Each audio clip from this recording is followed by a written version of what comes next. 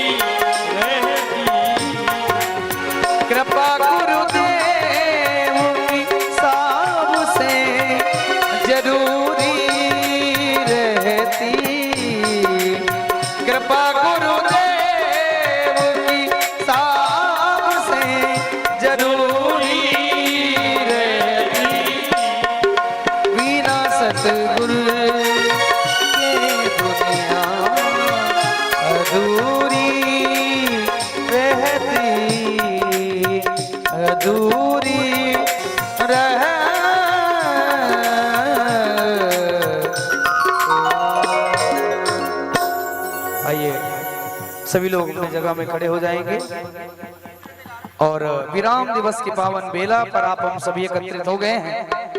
और जहां तक भी मेरी आवाज पहुंच गई रही है, पूज्य सद्गुरुदेव भगवान मंच पर पधार चुके हैं, तो आप सभी शीघ्र पधारें और आइए आप हम सभी मिलकर के सुंदर मंगलमय आरती करेंगे। हरि ओम ज्वाला मालिन्ये नमः रत्नेश्वरये नमः सर्वोपचार्थे गन्धाक्ष पुष्पाणिं समर्पयामि। चंद्रमा मनसो चक्षुषो सूर्यो अजायत सोत्राद्वायुष्य प्राण चमुखारग्निरजायत। श्री शिव शंकर श्री शिव शंकर कैलाशपति की आरती, पापियों को पाप से है तारती। श्री शिव शंकर कैलाशपति की आरती हो, पापियों को पाप से है तारती।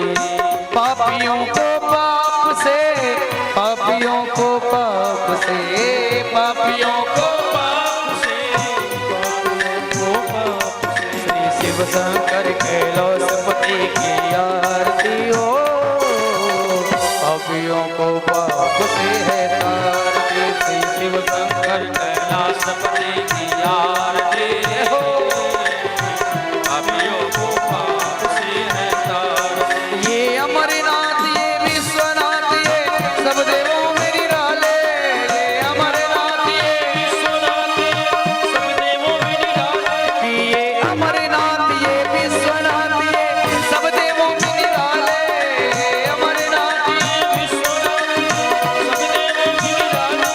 महादेव कहाने वाले, देव कहाने, शिव धाम यही, शिव धाम यही, शिव धाम यही, शिव धाम यही। शिव के महिमा की आरती, पापियों को पाप से है तारती। श्री शिव शंकर कैलाशपति की आरती हो, पापियों को पाप से है तारती हो।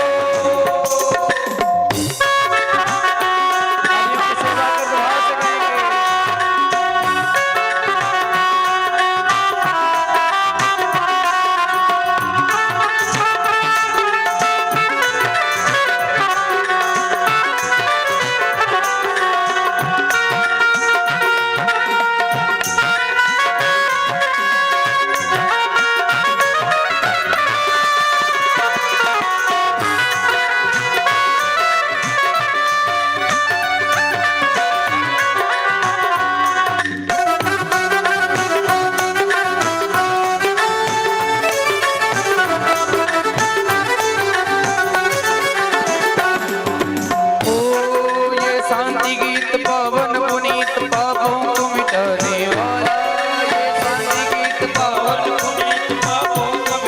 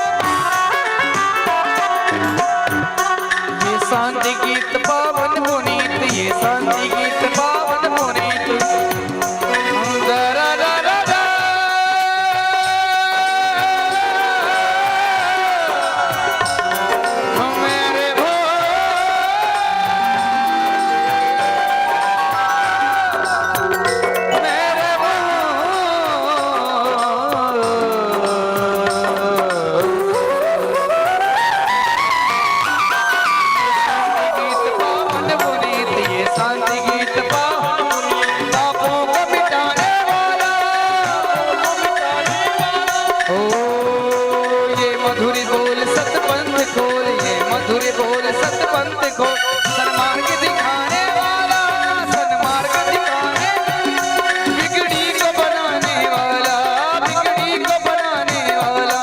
रमानाथ यही, रमानाथ यही, रमानाथ यही, रमानाथ श्री मृत्युंजय की आरती। पापियों को पाप से है तारती,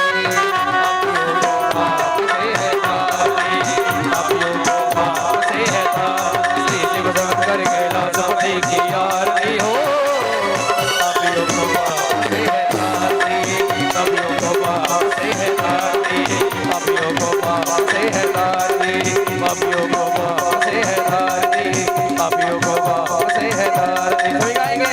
कर्पूर गौरव गणावतारम संसार सारम के द्वार सदा वसंतम हृदयार वेदे भवं भवानी त्वमेव माता जगता त्वमेव, त्वमेव बन्धो जगता त्वमेव, त्वमेव विद्या द्रविणं त्वमेव, त्वमेव सर्वं मम। अंतरमाला कुलकाले काले कपालमाला किसे कराये दिगंबराये दिगंबराये देवदन हरि कैलासपति की आरती हो। पापियों को पाप से है पापियों को पाप से है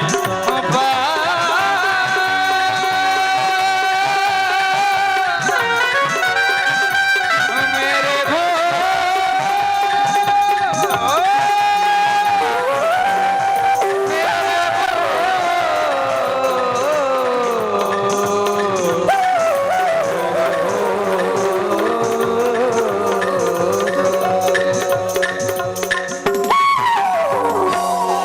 हरि ओम जलेन शीतलीकरणो हरिदेवो शान्तिरन्तरि जीवं शान्ति ऊर्ध्वे शान्तिरापः शान्तिरोषधयः शान्ति वनस्पतयः शान्तिर्षे देवाः शान्तिं सर्वं शान्ति शान्तिरेव शान्ति सामा शान्तिरेधि कदली गर्भसम्भूतं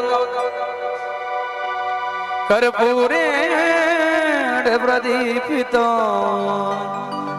आराधिक्यम् अहं कुर्वे वसवे वरदो भव। हरि ओम जलेन शीतलीकरणं पुष्पै देवाह्युनाथ आरोग्यादर्थे आत्माभिवन्दनम् अथ मन्त्रस्माञ्जलिः यजेन यजमय जन्तदेवासानि धर्माणि प्रथमान्यासन्नाते हनाकं महिमानः सजन्त यदवोर्वे साध्याः सन्ति देवा। हरि ओम एकदन्ताय विद्महे वक्रतुण्डाय धीमहि तन्नो दन्तिः प्रचोदयात्। हरि ओम नारायणाय विद्महे वासुदेवाय धीमहि तन्नो विष्णुः प्रचोदयात्। हरि ओम महालक्ष्मी च विद्महे विष्णुपत्न्यै च धीमहि तन्नो लक्ष्मीः प्रचोदयात्। हरि ओम तत्पुरुषाय विद्महे महादेवाय धीमहि तन्नो रुद्रः प्रचोदयात्। हरि ओम अंजनीसुताय विद्महे वायुपुत्राय धीमहि तन्नो हनुमत् प्रचोदयात्। सेवन्तिकां कुलजं भगवाटलाब्जै पुण्यागजातिकर्पेल रसाल पुष्पै बिल्वप्रवाल तुलसीदलमञ्जलिभिः त्वां पूजयामि जगदीश्वर मे शिव शंकर मे प्रसीद। नाना सुगंध पुष्पाणि यथा कालोद्भवानि च पुष्पाञ्जलिर्मया दत्त्वा गृहाणौ शिव शंकर। मंत्र पुष्पांजलिं समर्पयामि श्री पुराण पुरुषोत्तमाय नमः। बोलिए शिव महापुराण की, शंकर भगवान की, मैया पार्वती की, गणेश भगवान की, पूज्य सदगुरुदेव भगवान की, बाके बिहारी लाल की, राधा रानी सरकार की, हनुमान जी महाराज की, अपने अपने माता पिता की, पूज्य सदगुरुदेव भगवान की। जय जय श्री राधे, जय जय श्री राधे, जय जय श्री राधे श्याम। पार्वती वदय हर हर महादेव। शांति का परिचय देंगे। पुनः अभी तो बहुत कम संख्या उपस्थित हुई है, लेकिन जहां तक में मेरी आवाज पहुंच रही है, क्योंकि आज का समय थोड़ा सा परिवर्तन किया गया है, तो जिन भक्तों को नई जानकारी हो तो कथा कुछ ही क्षणों में पश्चात ये कथा का शुभारंभ होने वाला है। परम पूज्य सद्गुरुदेव भगवान आप हम सभी के बीच पधार चुके हैं, तो आप सभी भक्त अपने कार्यों से निवृत्त होकर के शीघ्र कथा पंडाल में पधारे। और इस ज्ञानमय गंगा, क्योंकि कहा जाता है कि जब कई जन्मों के पुण्यों का उदय होता है तब जाकर के शिव महापुराण की सुंदर कथा को सुनने का अवसर प्राप्त होता है। तो ऐसे और कहा जाता है जो 6 दिन तक कथा श्रवण नहीं किया, अगर 7वें दिन की कथा आप श्रवण करते हैं तो आपको संपूर्ण 7 दिवस कथा कर श्रवण करने का लाभ प्राप्त होता है। तो ऐसे लाभ से आप हम वंचित क्यों रहे? आप सभी ज्यादा से ज्यादा संख्या में पधारे, क्योंकि आज से हमारे ब्रज की होली का प्रारंभ हो चुका है। आज बसंत पंचमी जैसा पावन अवसर है, और देखिए आप हम सभी इतने सौभाग्यशाली हैं कि आज इस गणेश नगर में भी वृंदावन की होली मनाई जाएगी। बोले वृंदावन बिहारी लाल की। तो ऐसे अवसर को आप हम क्यों गंवाएं? इसलिए आप सभी भक्त शीघ्र कथा पंडाल में पधारे। परम पूज्य सद्गुरुदेव भगवान के अमृत वाणी से सुंदर कथा को आप हम श्रवण करेंगे। आज परम पूज्य सद्गुरुदेव भगवान का पूजन भी होगा, तो आप लोग अपनी श्रद्धा अनुसार, अपनी तैयारी अनुसार किस प्रकार भगवान गुरुदेव भगवान का पूजन करना चाहिए, तो आप लोग अपनी स्वेच्छा के अनुसार पूजन भी करेंगे। तो आप सभी इस पुण्य के भागीदार बने और इस यज्ञ में बढ़ चढ़ करके सहयोग प्रदान करें। आज यह कथा का विराम दिवस है, तो आप सभी ज्यादा से ज्यादा संख्या में पधार करके इस सुंदर कथा में भाग करें। धन्यवाद। आइए आज की सुंदर कथा में प्रवेश होने से पहले एक बार सभी लोग प्रेम से बोलेंगे हर हर महादेव।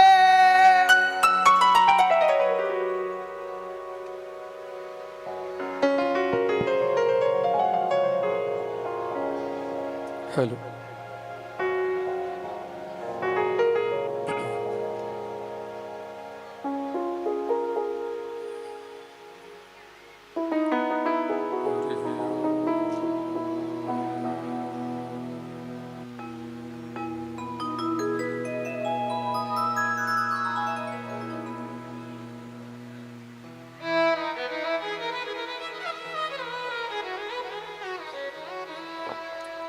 स्वस्ति श्री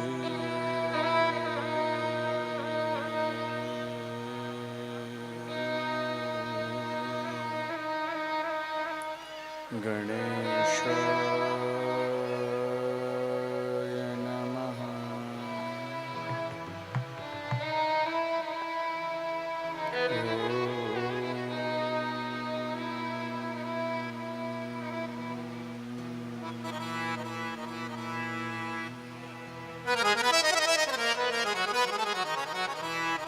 स्वस्ति श्री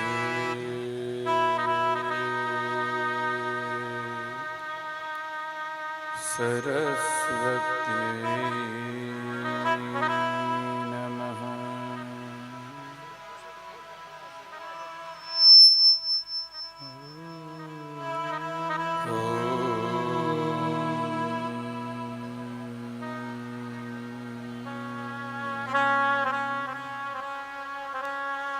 स्वस्ति श्री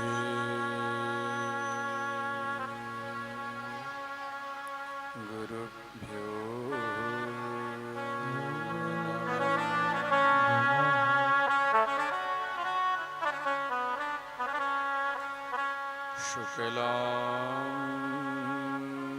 शुक्लाम्बरधरं देवं शशिवर्णं चतुर्भुजं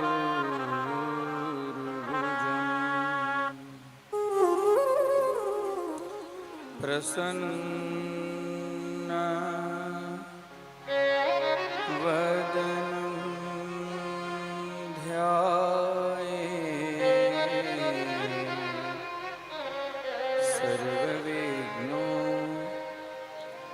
शांति।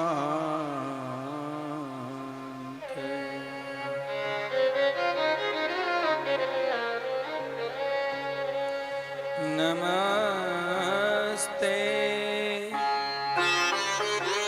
शारदे देवी सरस्वती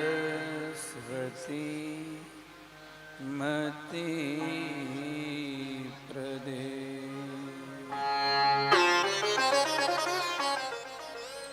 वसत्वं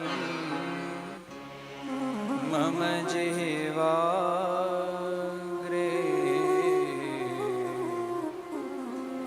सर्वविद्या प्रदा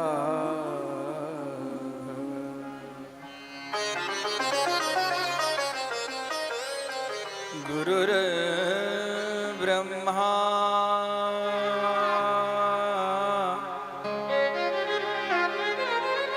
गुरुर्विष्णु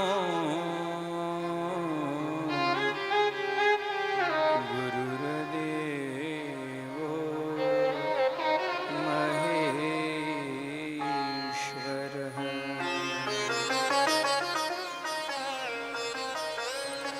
गुरुसाक्षात् परब्रह्म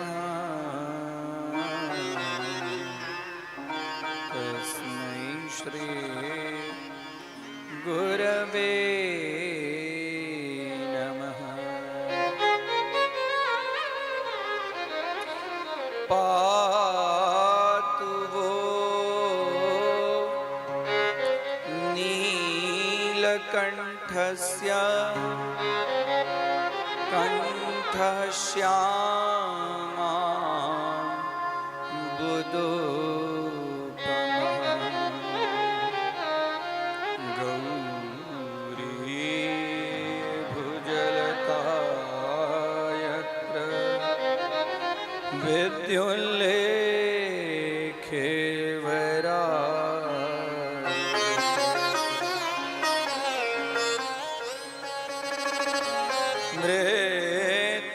मृत्युंजय महादेव त्राहि मां शरणागतम्।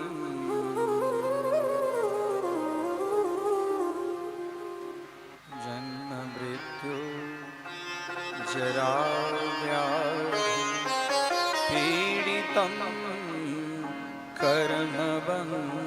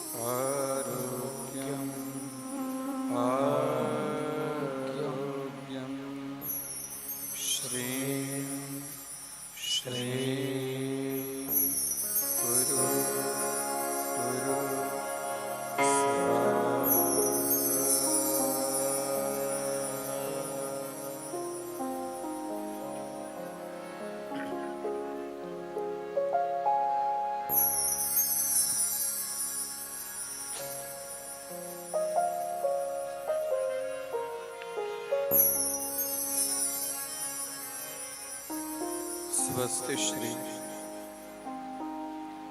अकारण करुणा वरुणालय भगवतः सांब सदाशिवः समस्त जगतस्य उत्पत्ति पालन संहारकारिणः एवं समस्त भक्तानां हृदय कमले यः विराजते स शंभु तस्य चरण कमले साष्टांग प्रणामः एवं अक्षर वांगमय स्वरूपिणः श्री शिव महापुराणः ताम चरण कमले कोटि प्रणामः। अत्र श्री शिव महापुराण कथा प्रांगणे सप्तमे अहनि कथा विरामावसरे भगवतः गौरीशंकरस्य कृपालाभार्थं समुपस्थिताः यजमानस्वरूपेण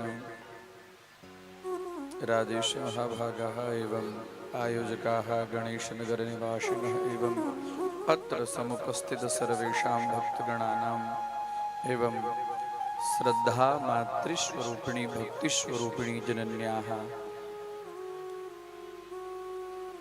एवं दुर्गा स्वरूपिणी बालिका एवं बालम गोपालम।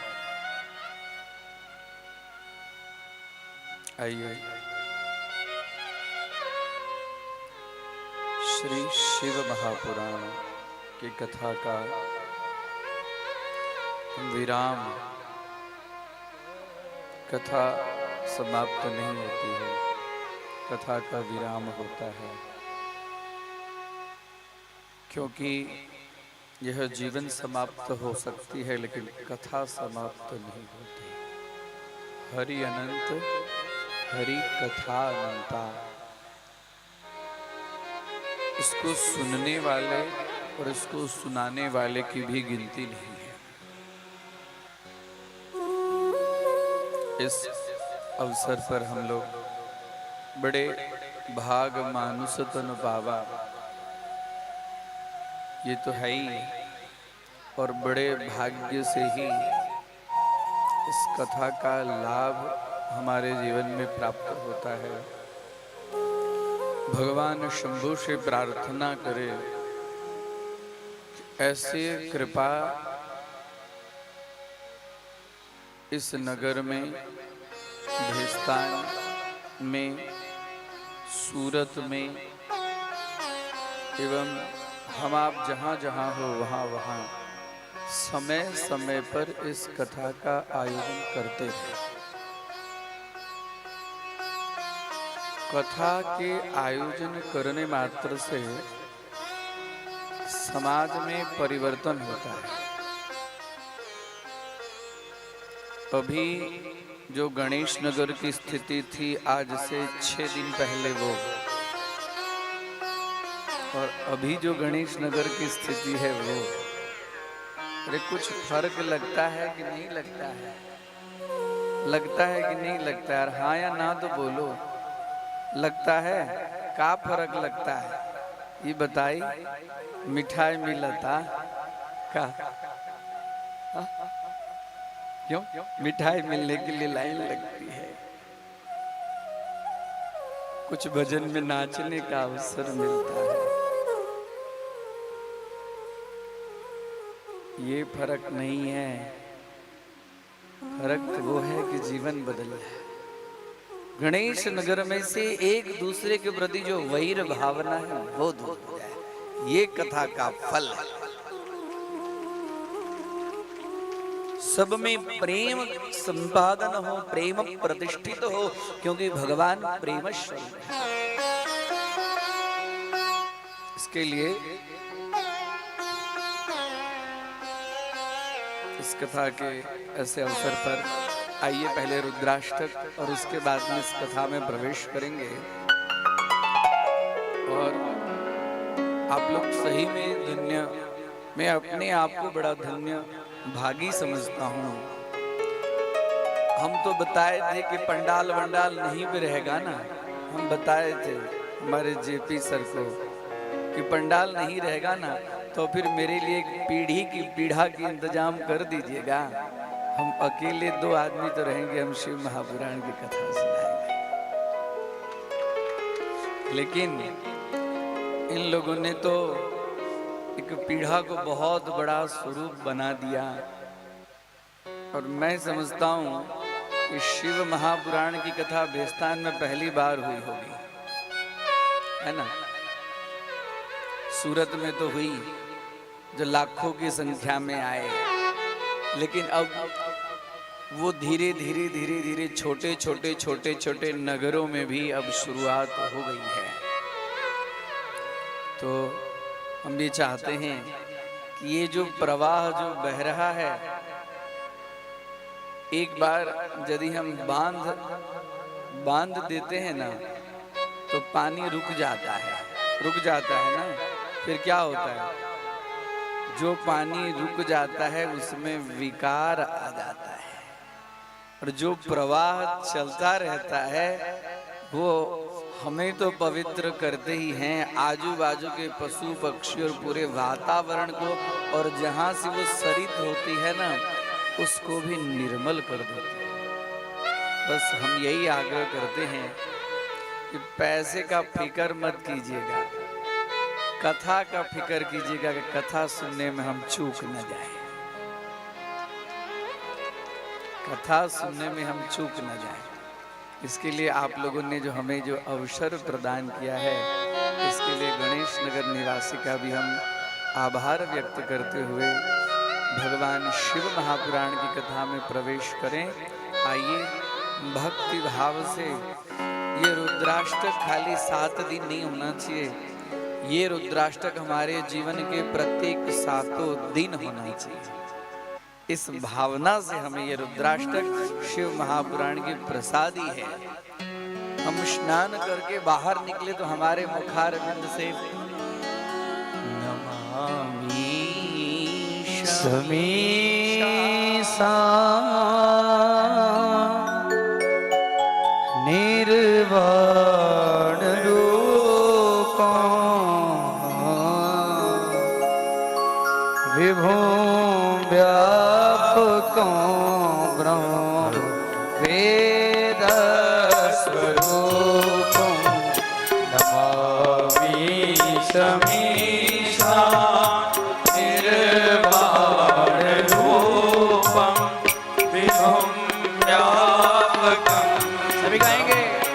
वेद स्वरूपं निजो निर्गुण विकल्पं निरीहं चिदाकाशमाकाशवासं भजेऽहं नमामि समीसा निर्वाण रूपं विभुं व्यापकं वेद स्वरूपं।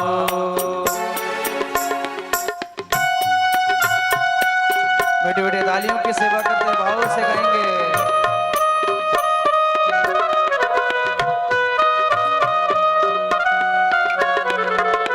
देखो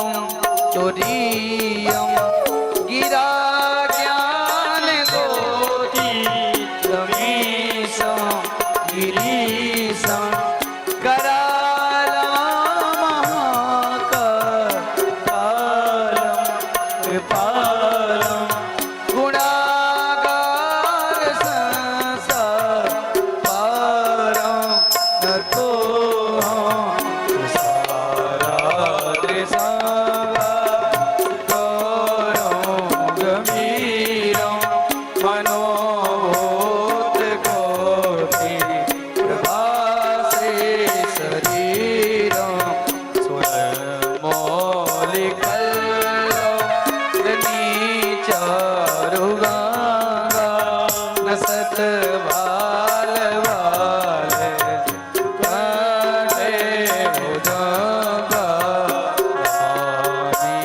समीसा निर्वाण रूपम विभो व्यापकं वेद स्वरूपम्।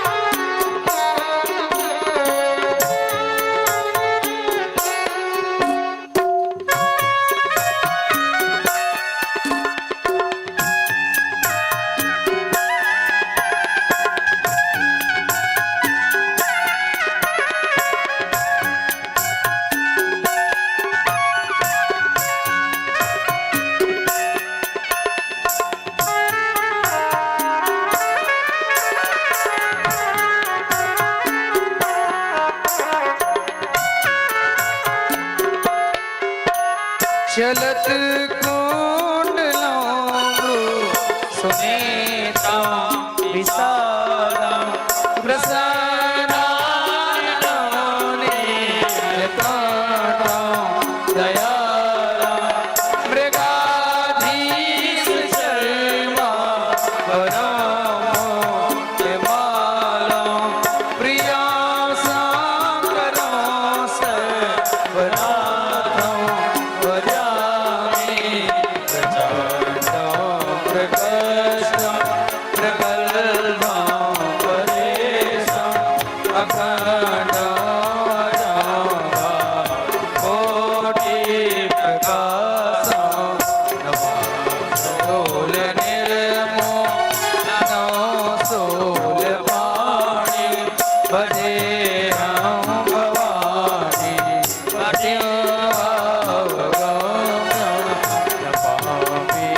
समीसा निर्वाण रूपं विभो व्यापकं वेद स्वरूपम्।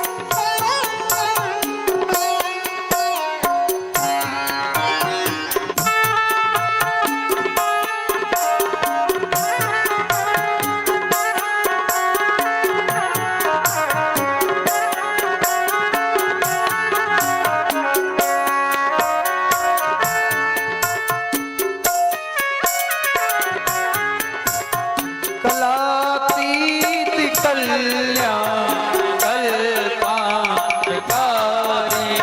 सदा सच्चिदानंद दाता मुरारी आनंद संदो अमोहा बहारी प्रसीदा प्रसीदा प्रभो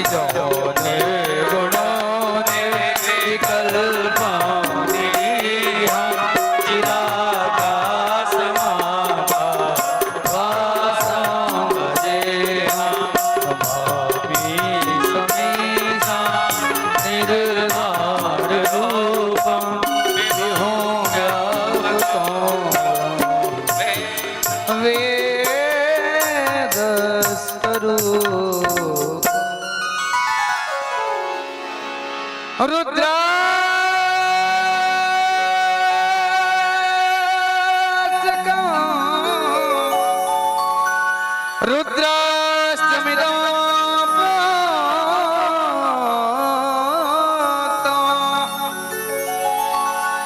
विप्रे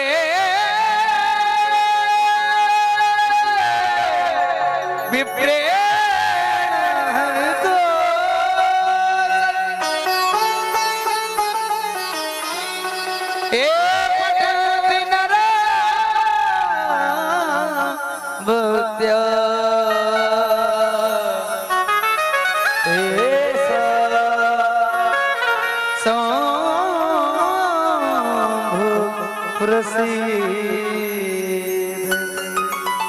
बोले शंकर भगवान की, शिव महापुराण।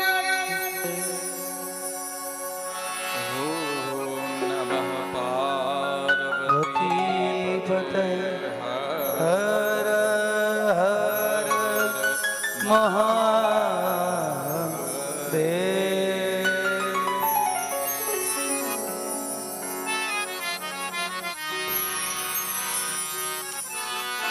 आइए शिव महापुराण की कथा में प्रवेश करें। और जैसे कथा के आरंभ में महात्म्य होता है, वैसे ही कथा के अंत में भी महात्म्य होता है। महात्म्य यानी कि महिमा, उनकी महिमा।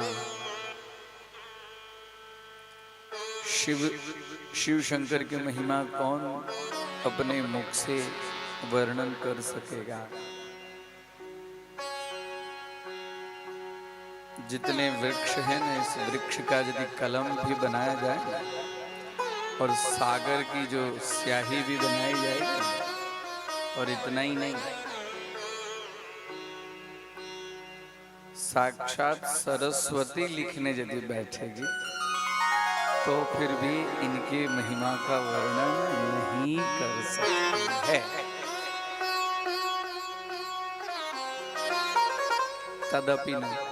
तदपि तव गुणानाम ईश पारम न याति। उनकी गुणों को हम इन वाणी से क्या व्यक्त करेंगे। वो हम पर कृपा करते हैं तो उनकी कथा हमें सुनने को अवसर मिलता है। वो हम पर कृपा करते, शिव की कृपा से शिव तत्व को जीव जान पाता है। इसमें हमारा कोई नहीं है, हमारे अच्छे कर्म ही है इसके कारण। आप चाहेंगे कि बहुत हमने पैसे खर्च कर लिए तो चलिए हम शिव महापुराण की कथा सुन लें। हमने बहुत लोगों को इकट्ठा कर लिया तो शिव महापुराण की कथा कर लें। हमने बड़े बड़े गायकों को इकट्ठा कर लिया तो शिव बड़े बड़े माइक नहीं होता है। कब क्या विघ्न आएगा यह कहना मुश्किल है। धरा का धरा रह जाएगा सारी बात। जब उनकी कृपा होती है, उनकी कृपा तो उनकी ही कृपा है, उसके सामने तो हम व्यक्त भी नहीं कर पाते। उनकी कृपा को समझने के लिए है शिव महापुराण, कि उन्होंने हम पर कैसे कृपा की, कैसे कैसे उनकी कथा को हम सुने, कैसे कैसे उनकी कथा का हम चिंतन करें। हमने 7 दिन इस कथा को सुना और खाली सुनकर यहाँ से कान को अच्छा लगता है इसके लिए कथा मत सुनो। जीवन को अच्छा बनाने के लिए हम कथा को सुने। 7 जन्म हमारे सुधर जाए, हमारी 7 पीढ़ी इस कथा से सुधर जाए, उन लोगों को सदगति की प्राप्ति हो, इसके लिए कथा। ये है कथा का महत्व, ये है शिव महापुराण की कथा का महत्व। ब्रह्मा जी कहते कि मैं कितना वर्णन करूं नारद, इस कथा के श्रोता है नारद। नारद तो सब जगह वक्ता के रूप में है, लेकिन शिव महापुराण की कथा में नारद जी श्रोता हैं और जिनके लिए ब्रह्मा, जिन्होंने सृष्टि की उत्पत्ति की है, स्वर्ग लोक पितामह, स्वर्ग के जो देवता हैं उनके लिए पितामह है वो इसके वक्ता है। और वो कहते हैं कि हम भी इनके गुणों का कितना वर्णन करें, क्योंकि इनके गुणों का वर्णन तो सरस्वती भी अपने मुक्त कंठ से नहीं कर सकती है, इतना इनका वर्णन है। शारदा सर्वकालम तदपि तव गुणानाम ईशम पारम न याति, ईशम ईश्वरम पारम न याति न प्राप्नोति। वो ईश्वर है, शिव जी के लिए ही ईश्वर शब्द का प्रयोग है। ईश्वर शब्द का प्रयोग और किसी के लिए नहीं। ईश्वर कौन है? तो शिव है। ईश्वर शब्द का अर्थ होता है अशुभ व्याप्त शब्द से, अशुभ व्याप्त, जो चराचर समस्त जगत के अंदर में व्याप्त है। अणु से लेकर अणु और परमाणु तक वो व्याप्त हैं। प्रत्येक कोई ऐसा जगह नहीं है जहां पर वो नहीं है। यत् स्यात् सर्वत्र सर्वदा, सर्वत्रम एवं सर्वदा, हमेशा। इसके लिए ईश्वर अशुभ व्याप्त, सबके अंदर में वो वायु के रूप में स्पंदित हैं, वो है ईश्वर। आपने कल आप लोगों ने बड़ी सुंदर कथा भगवान शिव जी का जो लिंग है वो ज्योति स्वरूप, ज्योति, ज्योति मतलब दीप की ज्योति, इसी को कहते हैं ना। हमारे अंतःकरण में भी एक ज्योति है, हमारे अंतःकरण में ज्योति है। अरे आप लोग देखे कि नहीं देखे? देखे हैं ज्योति? हाँ या ना तो कहो। हाँ कह दे तो अब आगे बढ़े, ना कह दे तो थोड़ी बताने की कोशिश करें। आप सभी के भीतर ज्योति है कि नहीं है? ना आप लोग हाँ कहते हैं, ना आप लोग ना कहते। मैं समझ रहा हूँ सारी बातें। हाँ कह देंगे तो मैं आगे बढ़ूंगा, और ना कहें कैसे? हाँ, जीव का स्वभाव होता है। और हमारी माताएं तो कुछ अलग ही अपनी चीज को व्यक्त करने में बड़ी कुशल होती है। हाँ? मौन हो जाती है, देखती रहती है कि आगे क्या कहेंगे। सभी के अंदर में ज्योति है, उसी को कहते हैं आत्म ज्योति। आत्मा को ज्योति माना गया है। आत्म ज्योति प्रकाशाय गुरुर ज्योतिर्नमोस्तुते। आत्म ज्योति प्रकाश के लिए हाँ यहाँ चतुर्थी एक वचन का प्रयोग है। आत्म ज्योति प्रकाशाय गुरुर ज्योतिर्नमोस्तुते। वो आत्म ज्योति कब प्रकट होगा? जब तक गुरु अब उस ज्योति को प्रकट नहीं करेंगे तब तक वह आत्म ज्योति प्रकट नहीं होगा। आप लोग आंख बंद कर लीजिए, आंख बंद करने के बाद में भी कुछ चीजें दिखाई पड़ती रहती है। ये तो मानना ही पड़ेगा, दिखाई पड़ती है ना। कोई इधर उधर भी करे तो कुछ न कुछ हाँ अच्छा ही पता चलता रहता है। अंदर जब तक कुछ नहीं होगा तब तक कैसे पता अंदर है कुछ? क्या चीज है पता नहीं। जो चीज है उसी का नाम है ज्योति। ज्योति का वर्णन है देवी भागवत पुराण के अंदर में, जिसको आत्म ज्योति कहते हैं। ज्योति का वर्णन है श्रीमद् भगवत गीता के अंदर में। उसके लिए वर्णन मिलता है यथा दीपो निवासस्थः। और कैसी ज्योति है? ज्योति है कैसी? तो जैसे एक कांच, हाँ लालटेन कहते हैं, पहले के जमाने में लालटेन होते थे। तो जैसे एक कांच के बॉक्स के अंदर में एक दीप रख दीजिए, और यथा दीपो निवास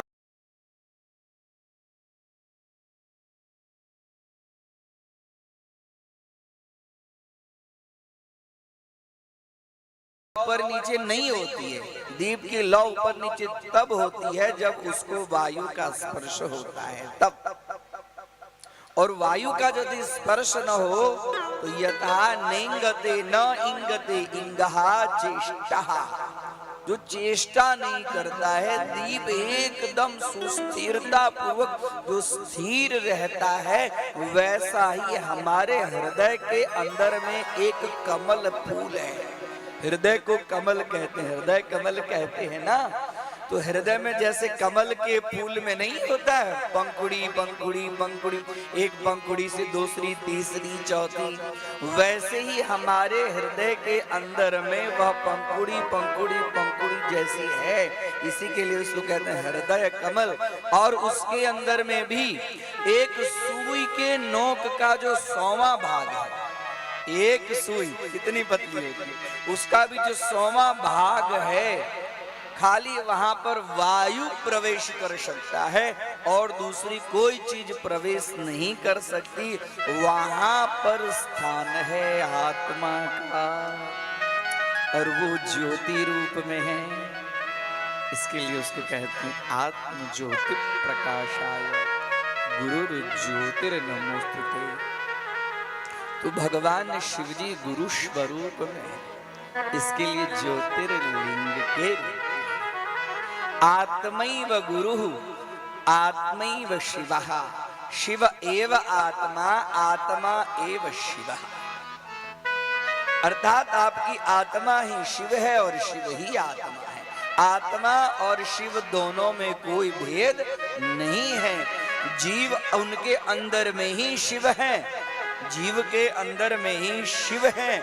लेकिन मैं पहले ही दिन कहा था, हम अपने आप के स्वरूप को जान नहीं पाते हैं। कैसे कैसे? जैसे मृग होता है ना, मृग, हरिण बोलते हैं ना, मृग, मृग के नाभि में, हाँ, नाभि कहते हैं, डूटी कहते हैं, डूटी नाभि, हाँ, उसके अंदर में कस्तूरी होता है और उसकी सुगंध बड़ी तीव्र होती है। कस्तूरी तिलकम ललाट पटले, उसकी ऐसी सुगंध होती है कि कस्तूरी को कितने भी कपड़े में ढक देंगे लेकिन उसकी खुशबू बाहर अपने आप, और जिस कपड़े में उसको ढकेंगे कितना भी धोएंगे तो फिर भी एक एक तंतु में से उसकी खुशबू जाती नहीं है। मृग के नाभि बसे कस्तूरी,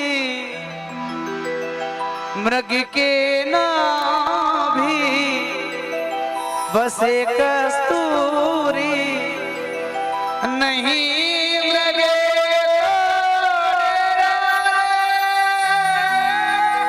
नहीं लगे तो डेरा। जैसे मंदिर दीपक भी न सोना, जैसे मंदिर दीपक भी न सोना, सोना और घनेरा रे, गुरु बिन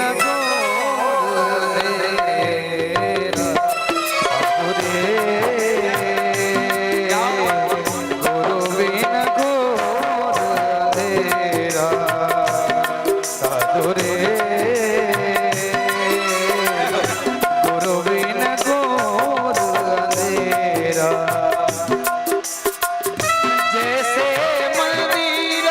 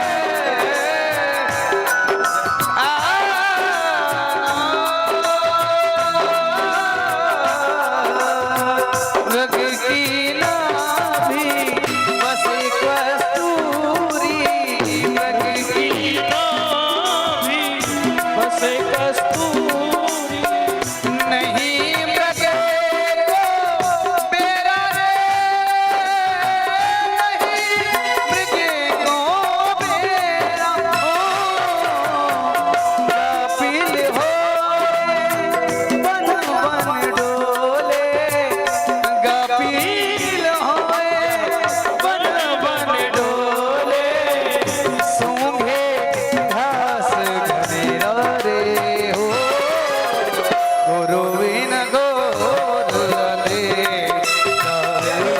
साधुरे, गुरुविन गोर दे साधुरे, गुरुविन गोर दे, जैसे मंदिर दीपक बिन सोना, जैसे मंदिर दीपक बिन सोना, नहीं वस्तु कबीरा रे हो, गुरु बिन गोर तेरा रे साधुरे, गुरु बिन गोर रे।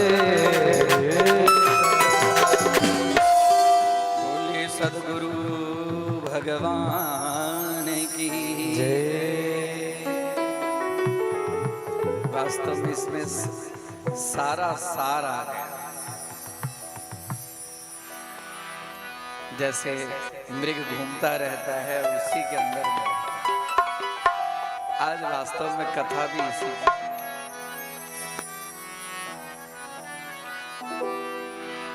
जो शिव के द्वारा आज कथा का जो सप्तम दिन है, उसमें शिव के द्वारा पवित्र संस्कार का विधान। पवित्र और संस्कार दो शब्द है। वैसे तो संस्कार पवित्र तो करता ही है, लेकिन जो परम पवित्र कर दे वो शिव के द्वारा यहाँ पर यह कथा वास्तव में ब्रह्मा जी नारद जी को कहते हैं, और ब्रह्मा जी कहते हैं कि जो चीज तुम पूछ रहे हो पुत्र, वही प्रश्न उपमन्यु का था और भगवान श्री कृष्ण ने उनको, ये भगवत वाणी है, ये देव वाणी है। पवित्र संस्कार का ध्यान दीजिए। ज्ञान की कथा है। इस कथा में कोई राजा रानी की कथा नहीं है। एकदम शांति से सुनेंगे तो इस चीज को समझ पाएंगे कि क्या है। मुझे भी ज्ञान नहीं है, मैं कोशिश करता हूं कि थोड़े इसको मैं समझ लूं। जो खुद नहीं समझेगा वो दूसरे को क्या समझाएगा। समझना तो बड़ा कठिन है, उससे ज्यादा कठिन होता है समझाना। मैं चाह रहा हूं इस चीज को समझूं। जो समस्त पाप को शोधन करने वाला, शोधन शुद्धि नाश शोधन करने वाला मनुष्य मात्र, जिसके प्रभाव से पूजा आदि में ध्यान दीजिए। जहां मैं कहूं कि ध्यान दीजिए, वहां पे थोड़ा सा चौकन्ना हो जाइए। क्या कह रहे हैं? जिसके प्रभाव से पूजा आदि में मनुष्य उत्तम अधिकार को प्राप्त कर लेता है। हम आप पूजा जो करते हैं ना, पूजा में हमको आपको लगता है अधिकार हमें प्राप्त, अधिकार प्राप्त होता नहीं, हम तो पूजा करते हैं। अधिकार किसको कहते हैं पूजा में, ये सब कोई ख्याल नहीं। और वो चीज उत्तम अधिकार को प्राप्त कर लेता है, उसको कहते हैं संस्कृत में षडद्व शोधन। उसी को कहते हैं शिव प्रक्रिया। शिव महापुराण कहती है शिव के प्रक्रिया को जानिए, शिव की पूजा के लिए कि शिव की पूजा कैसे हम करें, उसके लिए हमें अथॉरिटी चाहिए, अधिकार चाहिए। गाड़ी हम चलाते हैं तो हमें लाइसेंस होता है ना, तभी हम गाड़ी चलाते हैं। बिना लाइसेंस का क्या होता है, पेनल्टी हो जाती है ना। वैसे ही यदि अधिकार नहीं है और उसकी पूजा हम करते हैं तो वो हमारी पूजा जिस तरह से ईश्वर स्वीकार करना चाहिए उस तरह से स्वीकार नहीं करते।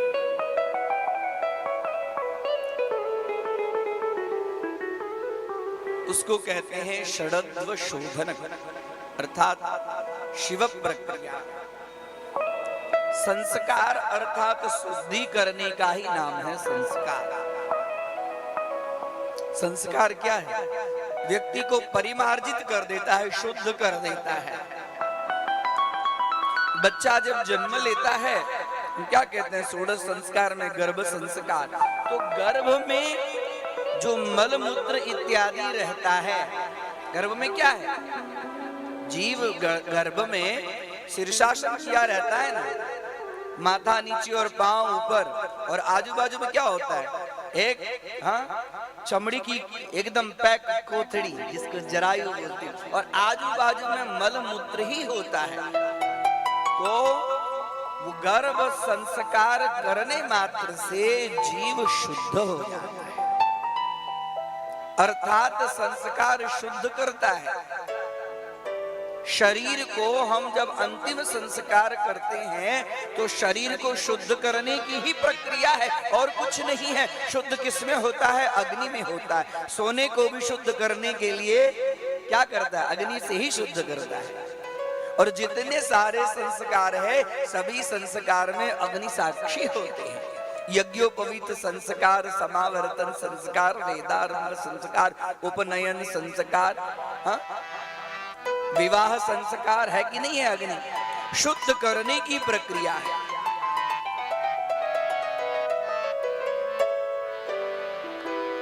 और वास्तव में इसलिए इस संस्कार जो है ना, संस्कार का ही दूसरा नाम है दीक्षा। इसी को कहते हैं दीक्षा, इसको हम संस्कार कहते हैं। शिव महापुराण कहते हैं कि उसी का नाम है दीक्षा। शिव शास्त्र में परमात्मा शिव ने शांभवी, शाक्ति और मांत्री तीन प्रकार, ध्यान दो यहाँ पर। वास्तव में मैं बार बार कहता हूं, मन भटकाओ, मन को एकाग्र करो, ये दिव्य चीज है। जब तक हम दीक्षा नहीं लेते हैं तब तक उनके उपासना करने के हम अधिकारी नहीं होते हैं। तीन प्रकार की दीक्षा का विधान, यह साधारण बात नहीं है जो हम बता रहे हैं। शांभवी, शिव की जो शक्ति है, शाक्ति, और उसके बाद में मांत्री, तीनों स्त्रीलिंग वाचक तीनों दीक्षा है। तीन प्रकार की दीक्षा का उपदेश गुरु के दृष्टि मात्र से होता है, गुरु के स्पर्श मात्र से होता है, और गुरु के संभाषण मात्र से होता है। जीव को तत्काल पाप नाश करने वाली संज्ञा जो सम्यक प्राप्त होती है, उसको बुद्धि प्राप्त होती है, वह शांभवी दीक्षा है। जीव को तत्काल समस्त पाशों का नाश हो जाता है। पाश मतलब बंधन। जिस दीक्षा लेकर जीव तत्काल पाश से, बंधन से मुक्त होता है, उस दीक्षा का नाम है शांभवी दीक्षा। जीवित पुरुष के लिए पाप का अत्यंत शोधन करने वाली जो है जीवित पुरुष के लिए, उसका नाम है दीक्षा। जीव का अत्यंत जो शोधन करा दे जीवित मनुष्य, उसका नाम है दीक्षा। गुरु योग मार्ग से शिष्य के शरीर में प्रवेश करके ज्ञान दृष्टि से ज्ञानवती जो दीक्षा देते हैं वह है शाक्ति दीक्षा। तीन प्रकार की दीक्षा, शांभवी दीक्षा, उसके साथ में शाक्ति दीक्षा, और उसके साथ में मंत्री दीक्षा। तो शांभवी दीक्षा का वर्णन आपने सुना। जो पास से मुक्त कर दे। और शाक्ति दीक्षा किसको कहते हैं? जो गुरु योग मार्ग से शिष्य के शरीर में प्रवेश करे, यह सब नहीं समझ पाएंगे, क्योंकि उस योग्य गुरु होने चाहिए और उस योग्य शिष्य होने चाहिए।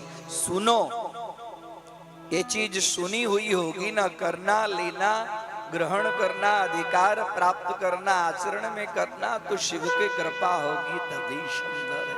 लेकिन सुनो, श्रुतम हरति पापानि, उसको कहते हैं शाक्ति दीक्षा।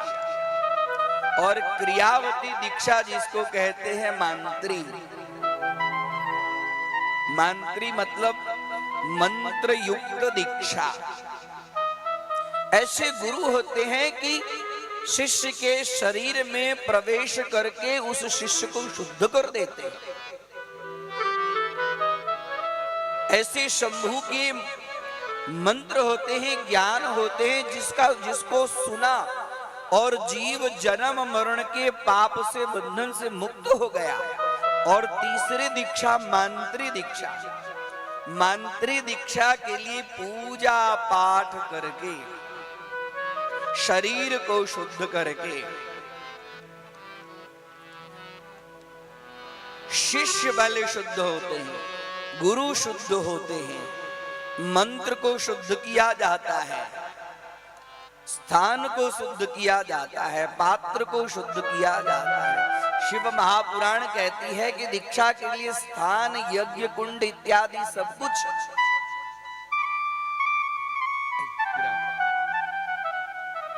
यह सबसे जो शिष्य शुद्ध होता है, उसके बाद में गुरु शरीर को शुद्ध करने के बाद में उसको दीक्षा देते हैं। कैसे? तो उस मंत्र को दूसरा कोई सुन नहीं सके, क्योंकि ये मांत्री दीक्षा है। मांत्री दीक्षा में जब तक यह चीज नहीं होगा, तब तक शिव पूजन के लिए शिव महापुराण कहती है कि उसको अधिकार प्राप्त नहीं है।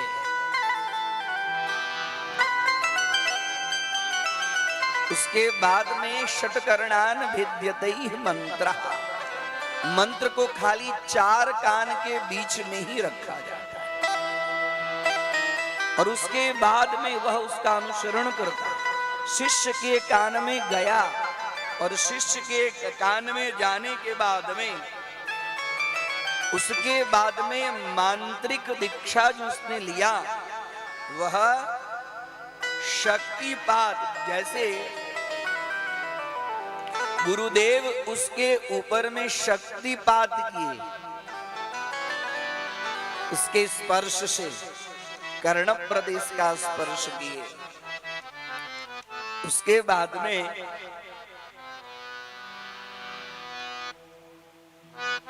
कर्ण प्रदेश का स्पर्श किए, उसके बाद में अपने दृष्टि से उसको शुद्ध किए और उसके बाद में वाणी के द्वारा, जो मैंने 3 प्रकार बताया, वह 3 प्रकार से जब शुद्ध होता है तो शक्तिपात के अनुसार शिष्य गुरु के अनुग्रह का भाजन होता है, मतलब पात्र होता है।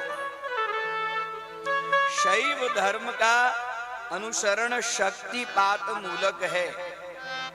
जिस शिष्य में गुरु की शक्ति का पात नहीं हुआ, वह शुद्ध नहीं होता। थोड़ी कठिन है ये बातें समझनी। शिव महापुराण की कथा खाली इतनी नहीं है कि ये चढ़ा दो, ये चढ़ा दो, ये चढ़ा दो से हो जाएगा, नहीं है उतनी। शिव महापुराण की कथा दिव्य कथा है।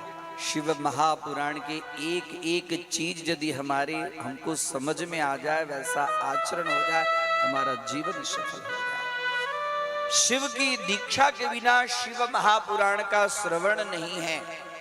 शिव महापुराण कहती है, हमने पहले ही राजेश भैया से कहा कि शिव महापुराण सुनने के लिए शिव दीक्षा पहले आवश्यक है।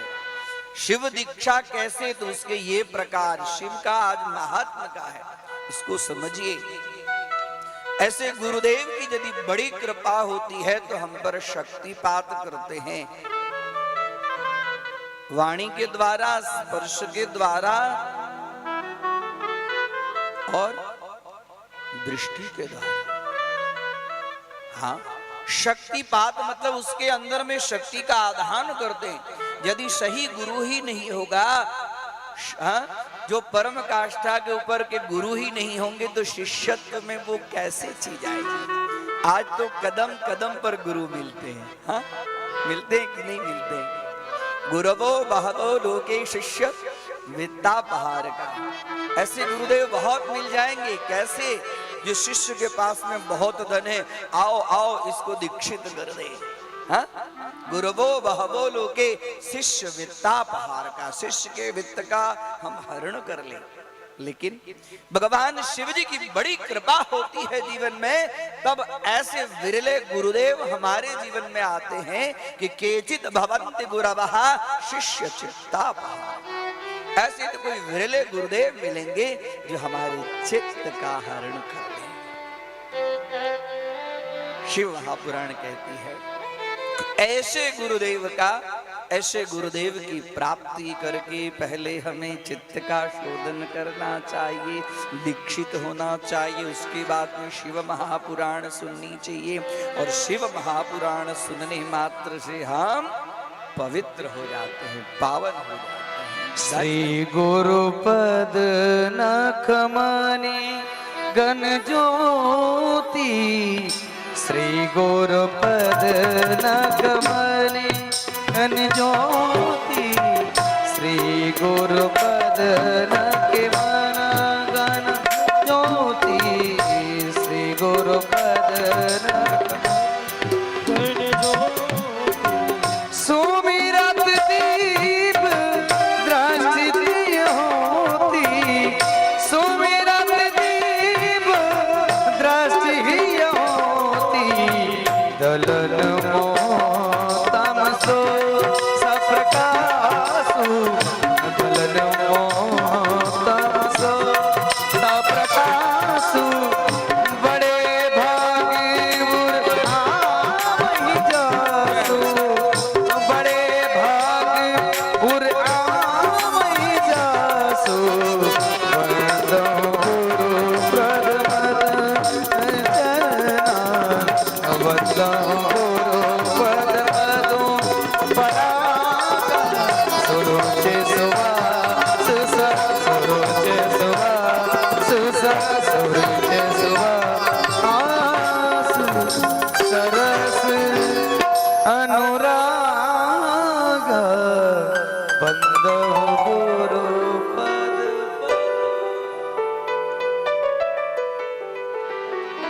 थोड़ी इस कथा को विराम करें।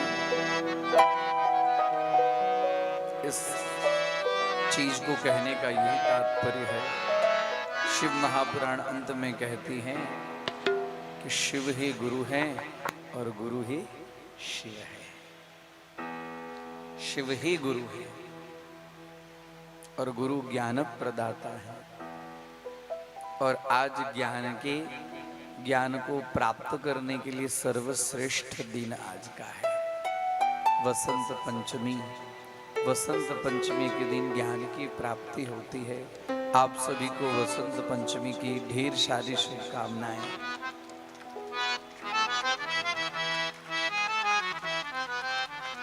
वसंत पंचमी साल में एक ही दिन, पंचमी अर्थात परमेश्वरी का दिन। आप लोगों से यही निवेदन है, आज सरस्वती माता का मंत्र का नाम, उनका जाप। करुणामयी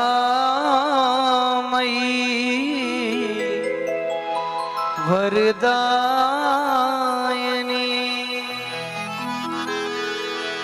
करनाद वीणा धारिणी, मां सरस्वती, मां सरस्वती, मां सरस्वती, मां सरस्वती। करुणामयी वरदायिनी,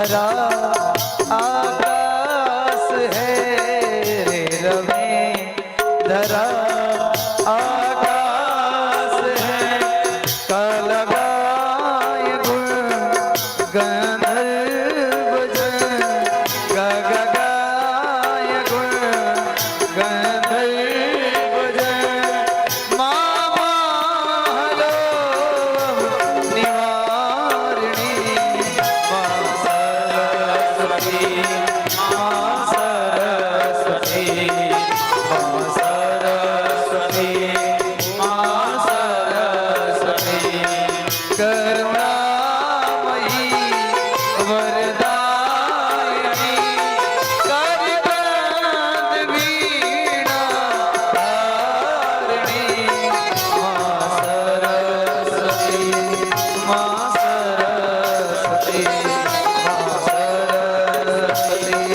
मां सरस्वती। बोले शारदा मैया की जय। सरस्वती मैया की जय हो। जय श्री महाकाल। हमारे बीच गण्यमान्य व्यक्ति किशोर जी भाई पधारे हुए हैं। आइए आप पूज्य महाराज जी से आशीर्वाद प्राप्त करें।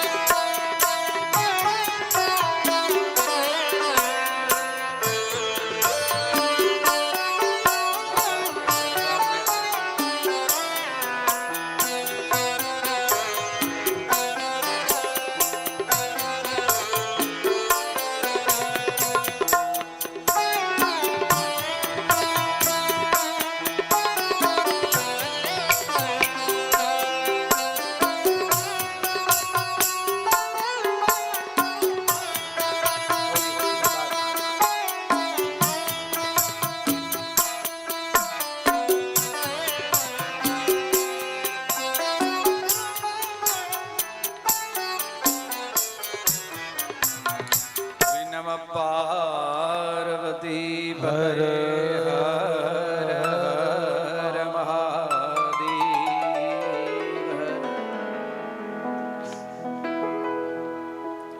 दरअसल समय अब निकट आ रहा है कथा के विराम के लिए। शिव महापुराण की कथा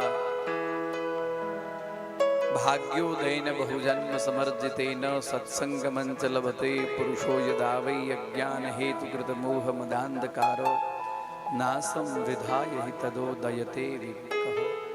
शिव महापुराण की कथा विवेक को देने वाली है, अज्ञान रूपी अंधकार को मिटाने वाली है। शिव महापुराण की कथा भाग्योदयेन बहुजन्म समर्जितेन।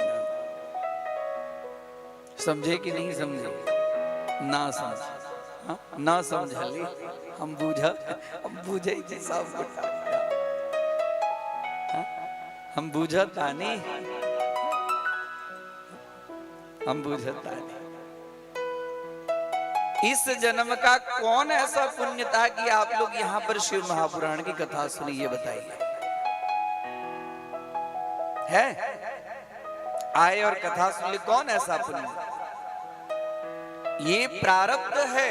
हमने पिछले जन्म में बहुत बड़ा सत्कर्म किया जो इस कान को 3 घंटे तक शिव शिव शिव शिव शिव शिव शिव शिव सुनने को अवसर मिला। 1 दिन नहीं, 2 दिन नहीं, 7 दिन तक। और इस शिव शिव सुनने मात्र से हमारे कई जन्मों के पाप नष्ट हो गए। इसके लिए भाग्योदयेन बहुजन्म समर्जितेन।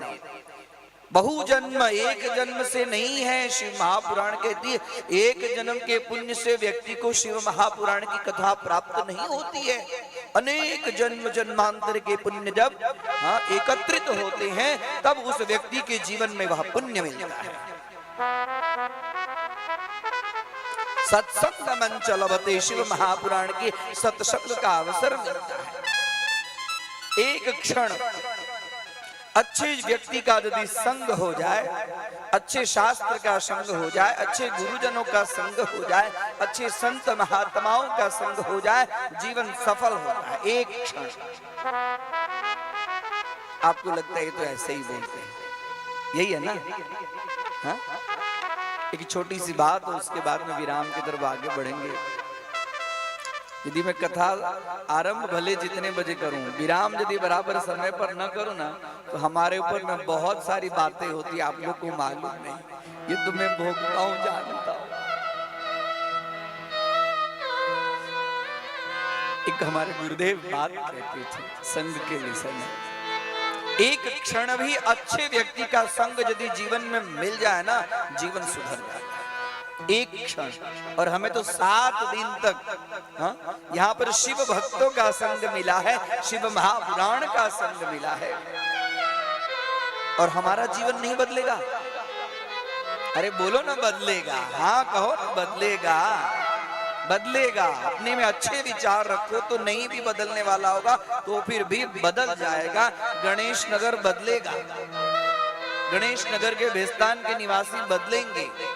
कल से प्रत्येक व्यक्ति शिव मंदिर में जाएंगे, घर में शिवलिंग है उसकी पूजा करेंगे। मैंने आज यहाँ पर बैठे बैठे कह दिया कि प्रत्येक व्यक्ति को रुद्राष्टक सुबह सुबह बोलेंगे, मुझे विश्वास है कि नहीं है? बोलेंगे ना? अरे मैं आजू बाजू से फोन करके पूछ लूंगा कि भाई कौन आदमी बोलते कि नहीं बोलते। आप लोग को पता नहीं कि आपके बाजू वाले का भी नंबर मेरे पास है। यह है शिव महापुराण की कथा। जीवन बदल गया, आजू बाजू का वातावरण बिगड़ गया, हमारे अंदर में से द्वेषता बदल गई, हमारे अंदर में से शत्रुता, एक दूसरे के प्रति शत्रुता बदल गई। शिव महापुराण की कथा सफल है। हमारे अंदर में प्रेम आ गया, शिव महापुराण की कथा सफल है। हमारे अंदर में थोड़ी काम वासना कम हो गए, शिव महापुराण की कथा। हमारे अंदर में लोभ की मात्रा कम हो गई, शिव महापुराण की कथा सफल है। हम उतने परम तेजस्वी नहीं है, ये सब अपने आप बदल जाएगा। मोह माया छूट जाएगा। चाय तो छूटती नहीं है और मोह माया छूटने की बात। क्यों? पान सुपारी नहीं छूटता है, गुटखा नहीं छूटता है, तंबाकू नहीं छूटता है। लगी है लत, 10 मिनट हो गया, उसके बाद में तो महाराज जी कथा विराम कर दीजिए, मैं पंडाल के पीछे जाता हूं। हमको सारी बातें मालूम।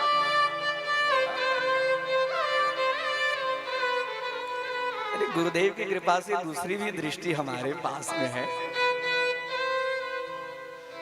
इसके लिए शिव महापुराण की कथा सफल, कि हमें जीवन में परिवर्तन आ जाए। हमारा जीवन, हमारा घर संस्कार संपन्न, जो मैं बताया ना, संस्कार वही है दीक्षा। जीवन सफल हो जाए। बाल बच्चे, छोटे छोटे बच्चों को संस्कार संपन्न बनाओ अभी से ही। गुजराती में कहावत है, जाग्या त्यारथी सवार। जब से जग गए सुबह तभी। कोई जरूरी नहीं है, अभी हमें ज्ञात हो गया ना। हमारे गुरुदेव कहते थे संग का महत्व व्यक्ति के जीवन में क्या होता है। महाभारत की छोटी सी कथा और उसके बाद में कथा विराम की तरफ आगे बढ़ेंगे। एक बार ऐसे ही संग के महत्व को पूछने समझने के लिए नारद जी भगवान के पास में गए कि संग का महत्व मुझे समझाइए। संग, संग किसको कहते हैं? संग और साथ दोनों में बहुत फर्क है। संग और साथ जो हमेशा याद आए, सम्यक गच्छति, साथ में जो चल रहा है हमारे मन से, वाणी से, वो नहीं भी है तो फिर भी उसकी याद हमें आती है, उसका नाम है संग।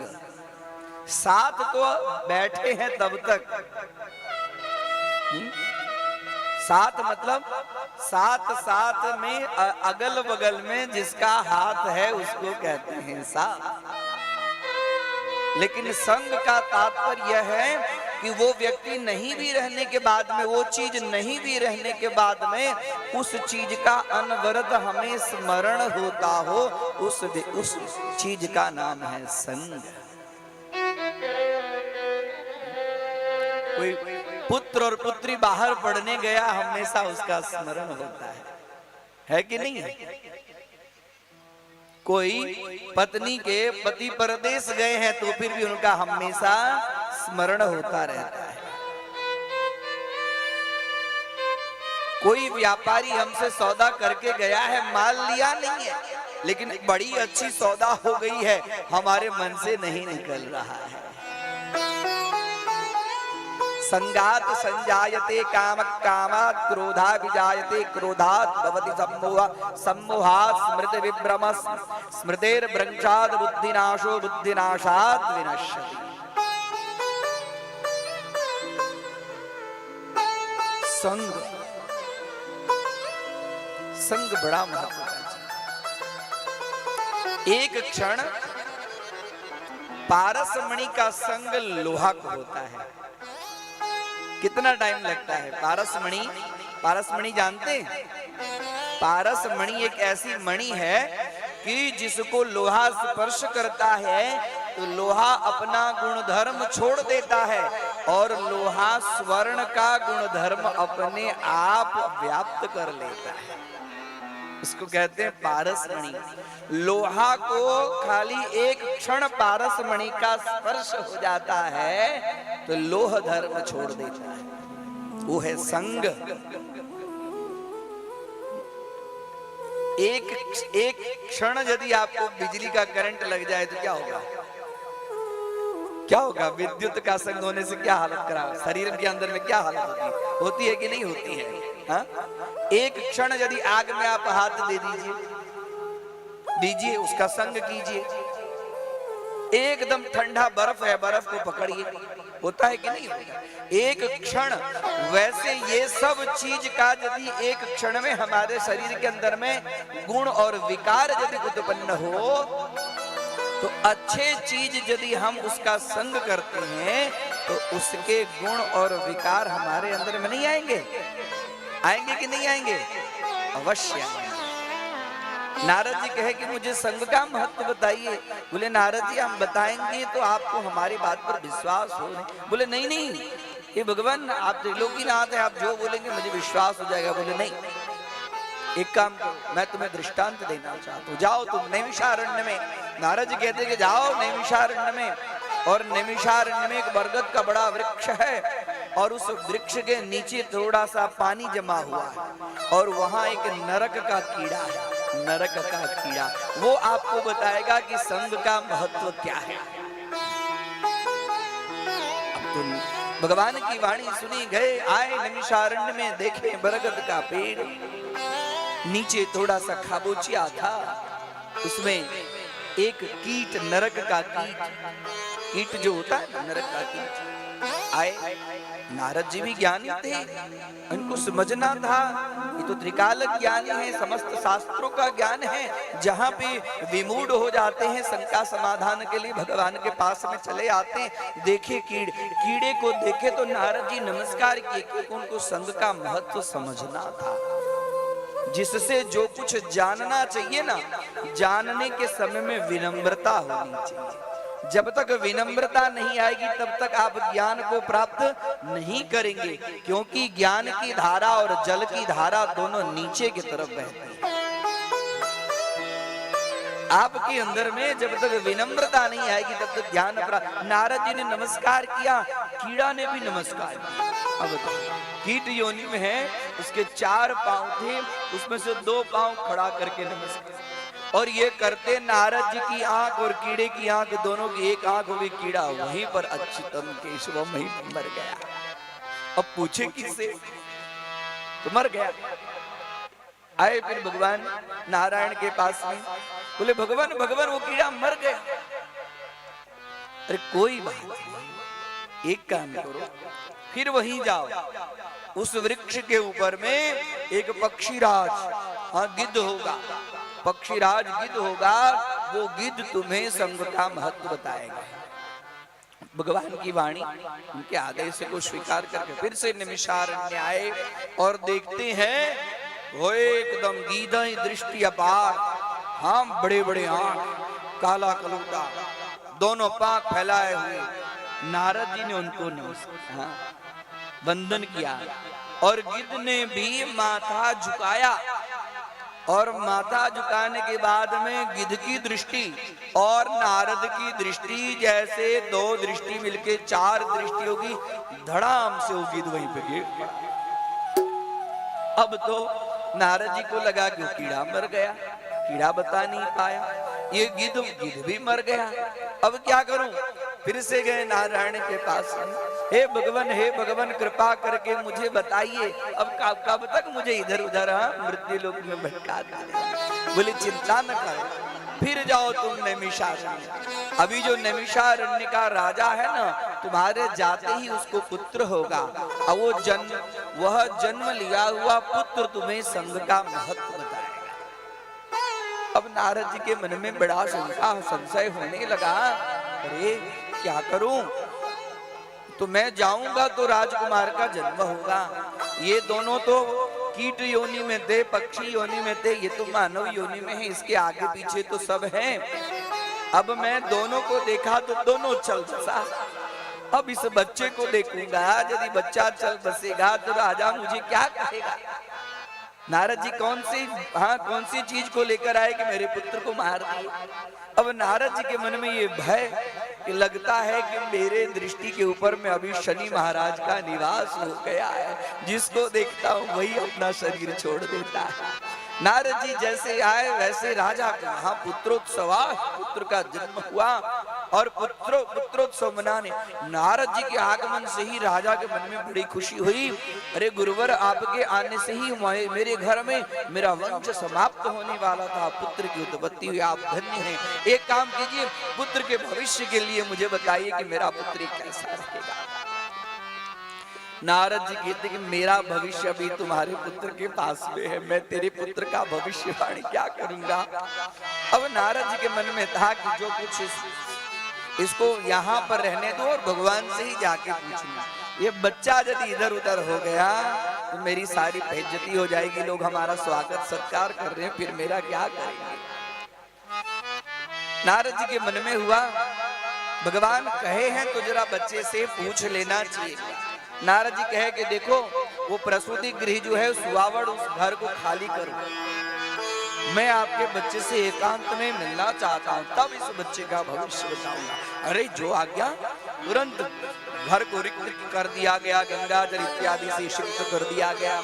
नारद जी के मन में था मैं देखता हूँ तभी गड़बड़ होती है, मैं हाथ जोड़ता हूँ तो कोई गड़बड़ नहीं होती है, मुझे प्रश्न पूछना है मैं पूछ लूंगा, लेकिन उस बच्चे के तरफ देखूंगा नहीं। हाँ, थोड़ा मुंह इधर करके उसके बाद में प्रश्न पूछ लूंगा।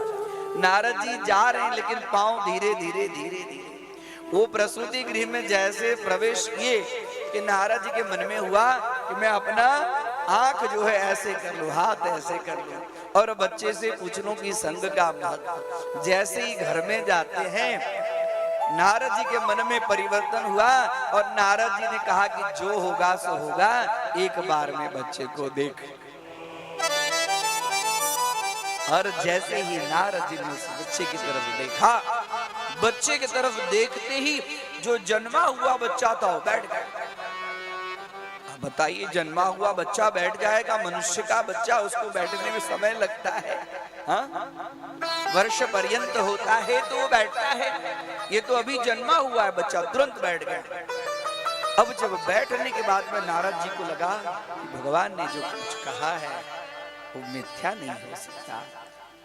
नारद जी हाथ जोड़े, बोले बालक आप मुझे संग का महत्व बताइए, इस संग के महत्व से क्या होता है व्यक्ति के जीवन में?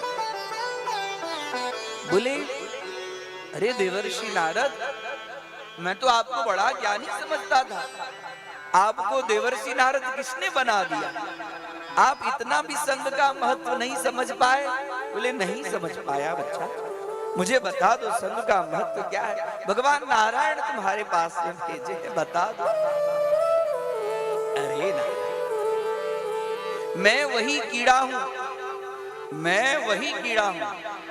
आपका कीट योनि में एक क्षण संग आपका हुआ, आपके संग से मैं पक्षीराज बन गया। हा?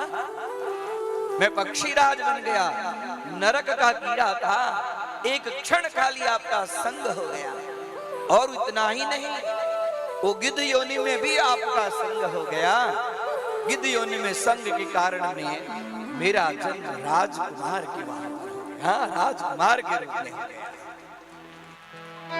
और इतना ही नहीं, यहाँ आप जैसे साधु संत महात्मा के संग होने के कारण, दर्शन होने के कारण मेरे शरीर के अंदर में सारे इंद्रिय जो है तुरंत अल्प समय में ही विकसित हो गई। मुझे देखने की, बोलने की सब शक्ति मेरे अंदर में आ गई है।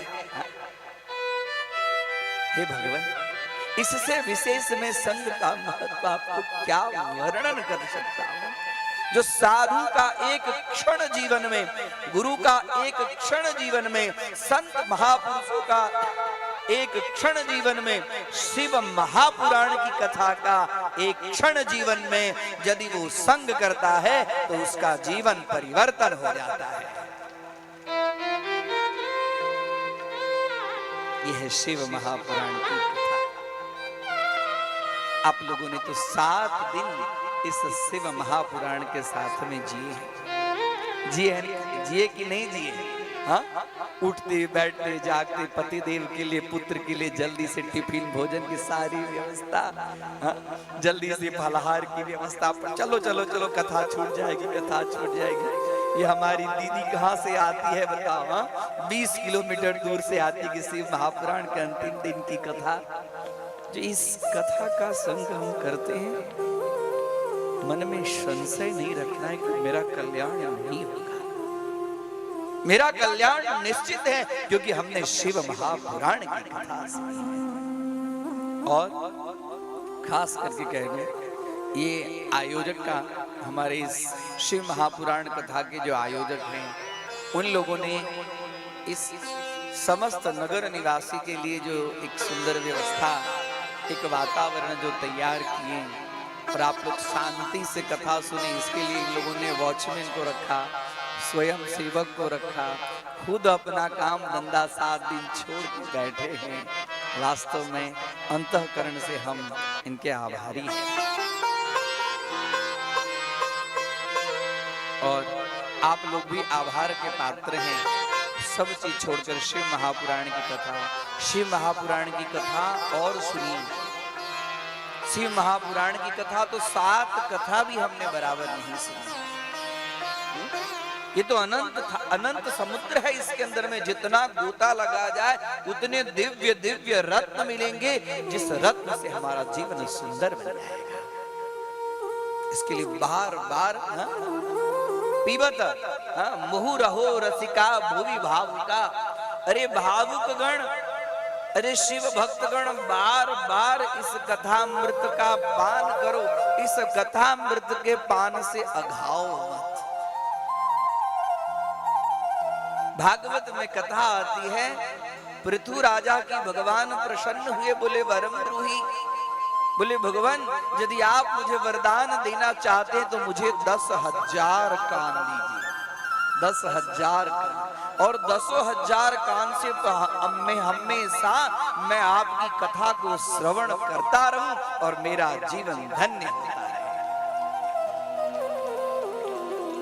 हमारे 2 कान हैं, कभी कभी माया की बात करते करते कान बंद करने की इच्छा हो जाती है। मम कर्ण रसायन, ये कान की बड़ी औषधि है, दवा है। कान के लिए ये भूषण नहीं है। हाँ, थोड़े कान में बाली लगा लिए, झुमका लगा लिए, वो कान के भूषण नहीं है, नहीं है। कान के भूषण है कि अच्छे अच्छे शास्त्रों का श्रवण हम कर सकें, वो है सबसे बड़ा आभूषण। ये आभूषण तो यही समाप्त हो जाएगा। शरीर छोड़ेंगे ना तो बहुएं किस तरह से खींच लेगी आपको पता भी नहीं चलेगा, है ना। मैं यहाँ के बहुओं की बात नहीं करता हूँ, बहू से नाराज मत हो जाना, है ना। कान में सोना होता है, दुनियादारी होता है। जब शरीर छोड़ने की बारी आती है तो सबसे पहले बाहर के तो लोग बाद में जानेंगे, हे देखो बाहर के लोग आ रहे, पहले ये काम तमाम करो। वो काम नहीं आएगा। श्रोत्रस्य भूषणम शास्त्रम, श्रोत्र का आभूषण कान का आभूषण। कहा कान का आभूषण कुंडल से नहीं है, कान का आभूषण है सुंदर सुंदर शिव महापुराण की कथा श्रवण करने में। हस्तस्य भूषणम दानम, और हाथ के आभूषण बड़े बड़े बड़े बड़े कंकण कुंडल, हाँ बड़े बड़े वलय से नहीं है। हाथ का आभूषण है कि दान कुछ हो जाए, कुछ दान हो जाए। दानम दुर्गति नाशनम, दान करने से दुर्गति होती है। दक्षिणा करना तो अनिवार्य है, लेकिन दान करना, दानम एकौ कलौ युगे दानम दुर्गति नाशनम। कलयुग में अपने कल्याण के लिए एक ही चीज है जिसका नाम है दान। इसके लिए हस्तस्य भूषणम दानम, हाथ के आभूषण बड़ी बड़ी काम वलय नहीं है, बड़े बड़े बालाएं सब नहीं, दान हो जाए। कहीं भी दीन दुखी गरीब जनों को जो कुछ भगवान ने हमको दिया है, अभी हम संपन्न है ना, तो इसके पीछे हमने पूर्व जन्म में बहुत दान किए हैं, इसके लिए हम संपन्न हैं। और हम यदि धनहीन हैं तो हमने पूर्व जन्म में दान नहीं किया है, और भगवान ने हमें ऐसा अवसर दिया है, तो ऐसे अवसर में हमें दान कर लेना चाहिए, जिससे आने वाले समय में हम संपन्न बने। इसके लिए हस्तस्य भूषणम दानम, सत्यम कंठस्य भूषणम,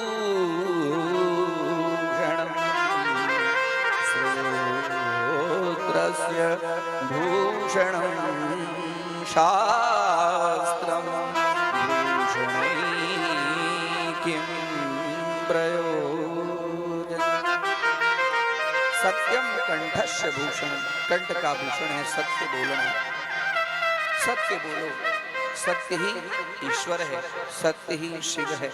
हम लोग कुछ ममत्व के कारण जहां पर झूठ बोलना आवश्यक है वहां तो बोलते ही हैं, जहां पर आवश्यक नहीं है ना वहां पर भी बोलने की एक आदत सी पड़ गई है। वो आदत को छोड़, जितना कम से कम हो उतना कम झूठ। इसके लिए सत्यम परम धीम। आइए कथा के विराम की तरफ हम आगे बढ़े। आगे की तैयारी, कथा को विराम करें कि नहीं करें? हाँ या ना बोलिए ना। हाँ, यहाँ माताएं कह रही कि हाँ विराम करें, नहीं करें? कितने लोगों की इच्छा है कि विराम नहीं करें? हाथ उठाइए तो। अरे भाई इन लोगों को वृंदावन जाना है, लोग को वृंदावन जाना है। फिर आप लोग की चुटिया कोई नहीं पकड़ेंगे, हमारी चुटिया पकड़ेंगे। और वास्तव में 7 दिन का महत्व है कथा में।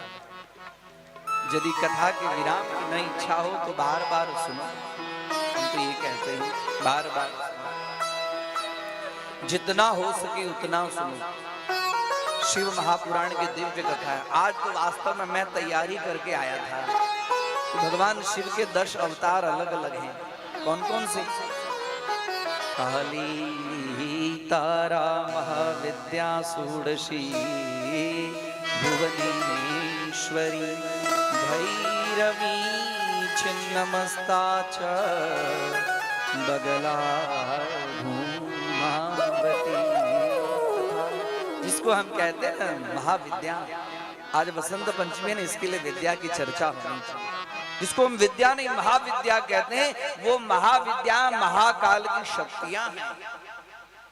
10 अवतार भगवान महाकाल ने ली, और वही गिरिजा अलग अलग रूप में अलग अलग विद्या का प्रतिपादन करने लगी। महाकाल के रूप में महाकाली, और फिर वही तारा, तार के रूप में तारा, भैरव के रूप में भैरवी, भुवनेश के रूप में भुवनेश्वरी, धूमावत के रूप में धूमावती, कमल के रूप में कमला। तो ऐसे बड़ी दिव्य दिव्य कथाएं शिव महापुराण की। बार बार सुनिए शिव महापुराण की कथा, जीवन को परम धन्य बनाइए। समय का सदुपयोग कीजिए, जितना हो सके उतना शिव शिव शिव शिव इस मंत्र का जाप कीजिए।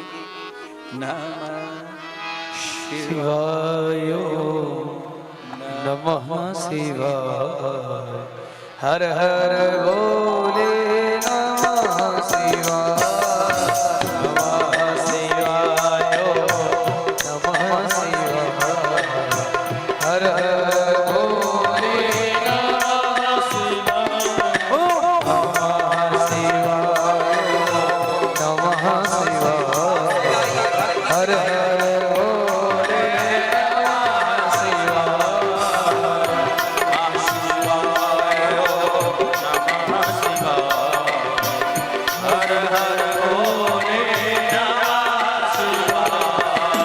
गंगाधरा शिव गंगाधरा, हर हर भोले नमः शिवाय, जटाधराय शिव जटाधराय, हर हर भोले नमः शिवाय। गंगाधराय शिव गंगाधराय, हर हर भोले नमः शिवाय, जटाधराय शिव गंगाधराय, हर हर भोले नमः शिवाय। ओ नमः शिवाय, हर हर नमः शिवाय, नमः शिवाय नमः शिवाय, हर हर भोले नमः शिवाय।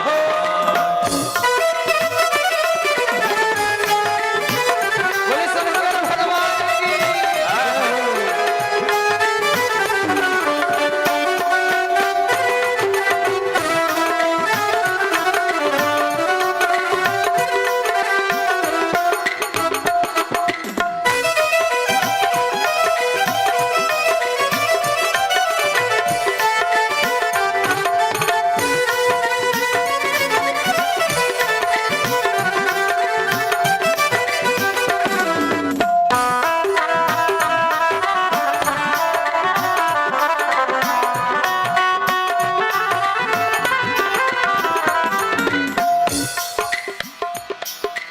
भस्मी रमाय शिव भस्मी रमाय, हर हर भोले नमः शिवाय, भस्मी रमाय शिव भस्मी रमाय, हर हर भोले नमः शिवाय।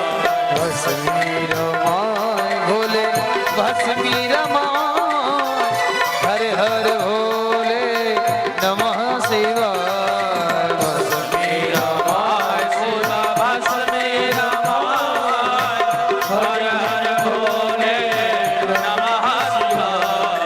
विश्वेश्वराय भोले विश्वेश्वराय, हर हर भोले नमः शिवाय, विश्वेश्वराय शिव विश्वेश्वराय, हर हर भोले नमः शिवाय। नमः शिवाय नमः शिवाय, हर हर भोले नमः शिवाय, नमः शिवाय नमः शिवाय, हर हर भोले नमः शिवाय, हर हर भोले नमः शिवाय, हर हर भोले नमः शिवाय, नमः शिवाय नमः शिवाय, हर हर भोले नमः शिवाय, हर हर भोले नमः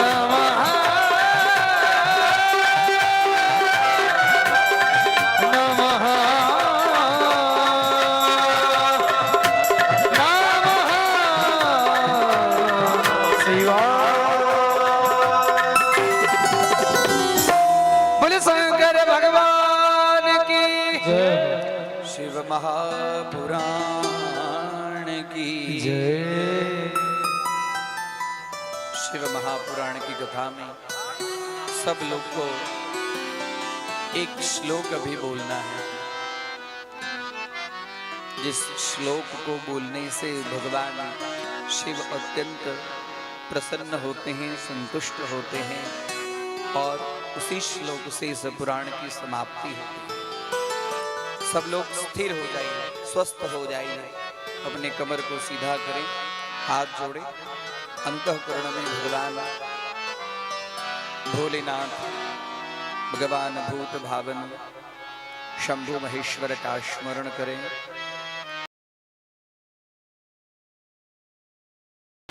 ये जो 7 दिन की शिव महापुराण की जो कथा, इस कथा के एक एक अक्षर, वह अक्षर को फूल की कल्पना करके आंख बंद करके भगवान को सब अर्पण करें। हम जो कह रहे हैं उसको अंतःकरण में वैसे ही उस छवि को स्मरण करें और भगवान भोलेनाथ के चरणों में अर्पण करें। शिव महापुराण की कथा में जिन जिन शब्दों का प्रयोग हुआ है, उन शब्दों की सुंदर सुगंधित पुष्प की कल्पना कर उस पुष्प को दिव्य भव्य रमणीय मनोहर माला की कल्पना कर उस माला को यहाँ पर उपस्थित समस्त भक्त समाज के द्वारा भगवान सांब सदाशिव गौरी शंकर भगवान के चरणों में अर्पण करते हुए कथा के विराम के लिए आज्ञा चाहता हूँ। बोलिए मृत्युंजय मृत्युंजय, सब लोग बोलिए मृत्युंजय मृत्युंजय महादेव महादेव, त्राहि मां त्राहि मां शरणागतं शरणागतं जन्म जन्म मृत्यु मृत्यु जरा जरा व्याधि व्याधि पीडितं पीडितं कर्म कर्म बंधने। बंधने। बोलिए पूर्णमदः, पूर्णमदः आवाज आनी चाहिए, पूर्णमदः पूर्णमदः पूर्णमिदं पूर्णमिदं पूर्णात् पूर्णात् पूर्ण पूर्णमुदच्यते मुदच्यते पूर्णस्य पूर्णस्य पूर्णमादाय पूर्णमेवावशिष्यते शिष्यते। तत्सत् तत्सत् श्री श्री सांब शाम्ब सदा सदा शिव शिव अर्पणम् अर्पणम् अस्तु। अस्तु।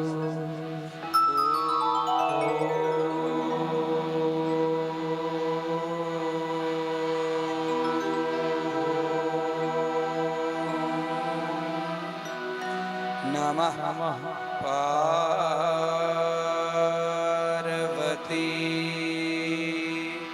पतये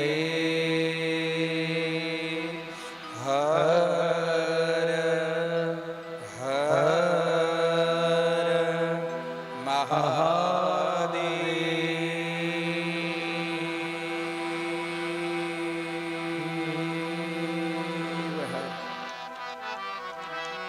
ओम शांति शांति शांति।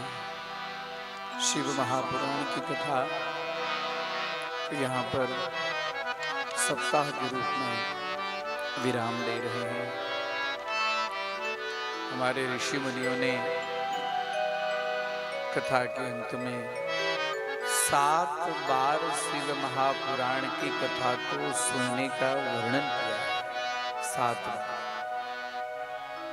और शिव महापुराण की कथा सुनने से मन पवित्र होता है, वाणी पवित्र होता है, पाप नष्ट हो जाते हैं, पुण्य की वृद्धि होती है।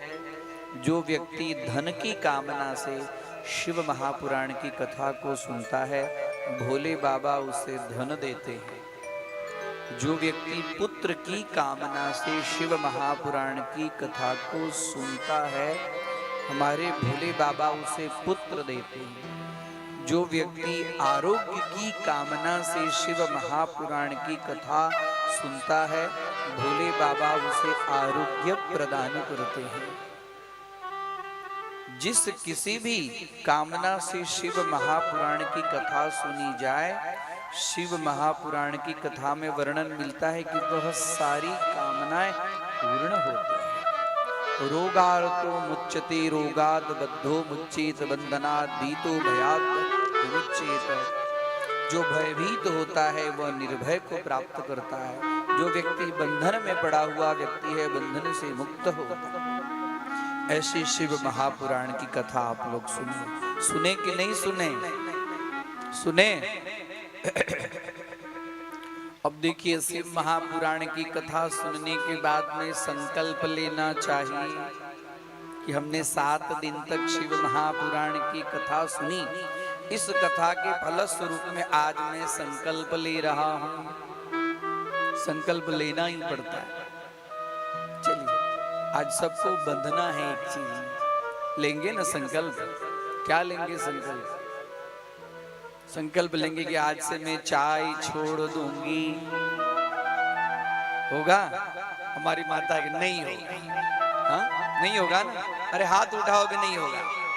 अरे नहीं वाले हाथ उठाओ। आज से मैं झूठ बोलना बंद कर दूंगी। होगा? नहीं होगा। अरे भोले बाबा, ये 7 दिन तक क्या हमने सुनाया आप लोगों को? तो फिर क्या लोगे? कुछ तो संकल्प लो। नहीं लेना है, नहीं लेना है। लेना है कि नहीं लेना है? लेना है कि नहीं लेना है? तो फिर आज से संकल्प लो कि मैं फेसबुक देखना बंद कर दूंगी। होगा? नहीं होगा? हाँ, नहीं होगा ना? बोले ई ना होई और सब कुछ हो जाए। सुनो एक कथा सुन।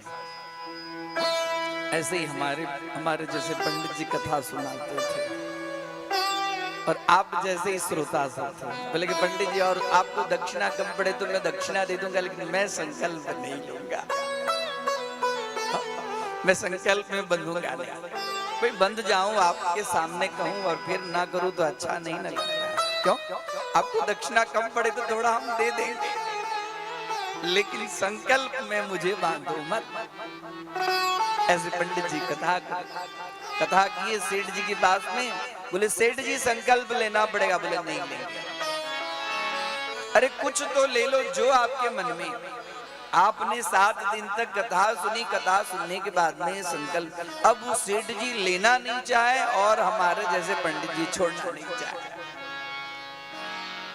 अब गुस्सा में आ गए सेठ जी। बार बार अब कहा जाता, मैं भी कई बार आप लोग को बोलता हूँ, मेरे बाड़ी से भी कभी कभी गुस्सा आ जाता होगा आप लोग को। तो सेठ जी ने कहा कि पंडित जी देखो, आपको दक्षिणा चाहिए, कुछ मुझे ये संकल्प में बांधना चाहते हो? अच्छा नहीं लगता। ठीक है, अब आप दुराग्रह करते हैं तो मैं कह देता हूं कि मेरे घर के बगल में कुम्हार रहता है, मैं कुम्हार को देखकर भोजन करूंगा। सेठ जी ने क्या संकल्प लिया कि मेरे बगल में ही कुम्हार है, कुम्हार को देखना है मुझे, खाली मैं उसको देख लूंगा, हो जाएगा, उसके बाद में हो जाएगा। पंडित जी का ठीक है, इतना तो अच्छा कि कम से कम मेरी बात आपने स्वीकार की। कुम्हार को देखने के लिए तो आपने संकल्प लिया। अब सुबह सुबह उठे, ब्रश करने के लिए छत पे जाए, वो तो कुम्हार चक्की चला रहा है, देख ली हो गई ना। कभी इधर उधर कुम्हार नहीं दिखाई पड़े, हाँ कुम्हार भैया उसका जो नाम था, हाँ अरे राम भैया कहाँ, वहाँ बस उसका काम देख लिया, अपने काम में। ऐसे करते करते करते 1 साल बीत गया। अब कुम्हार को ये मालूम नहीं कि ये भैया हमको देखने आते हैं या हमको देखकर भोजन करते हैं।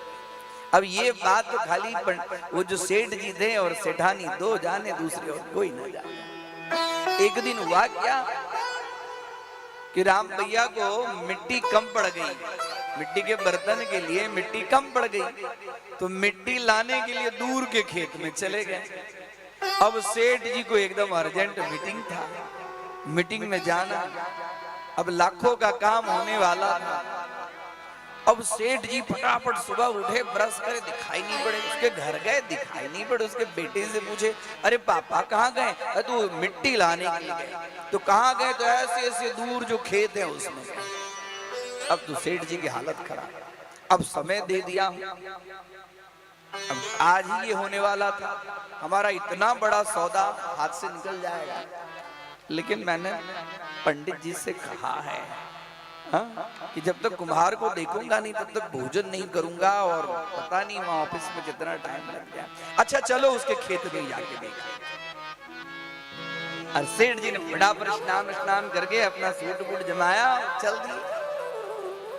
पूछ लिए कि कौन से खेत में गए। अब इधर कुम्हार जो था वो ऐसे खेत में मिट्टी काट रहा था जहां पे पहले भी उसने बहुत सारे मिट्टी काट ली, तो खेत में गड्ढा हो गया। तो गड्ढा हो गया था तो कुम्हार वैसे ही दिखाई ना पड़े। अब वो सेठ जी देख रहे कहाँ है, देखो इधर उधर देख रहे, दिखाई नहीं पड़ा। अब जो कुम्हार जो खोद रहा था, वो खोदते खोदते उसके कुदाली में टन टन टन की आवाज आई।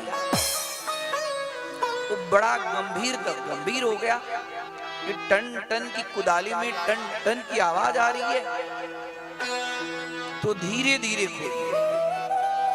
अब वो धीरे धीरे जो खोदने लगा उसको कुछ अलग चीज दिखाई पड़ने लगा।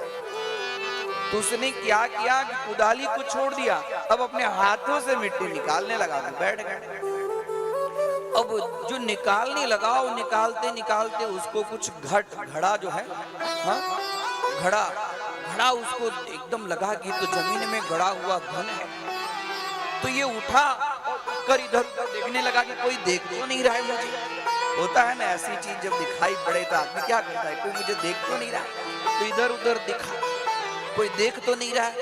तब तक सेठ जी दूर से दिखाई नहीं पड़े। अब फिर से ये नीचे बैठ गया और मिट्टी निकालने लगा। अब निकालने लगा, निकालते निकालते एक धन से भरा घड़ा उसको मिला। मन बड़ा, और फिर देखा कि एक नहीं है, इसमें तो एक और है। अरे रे रे।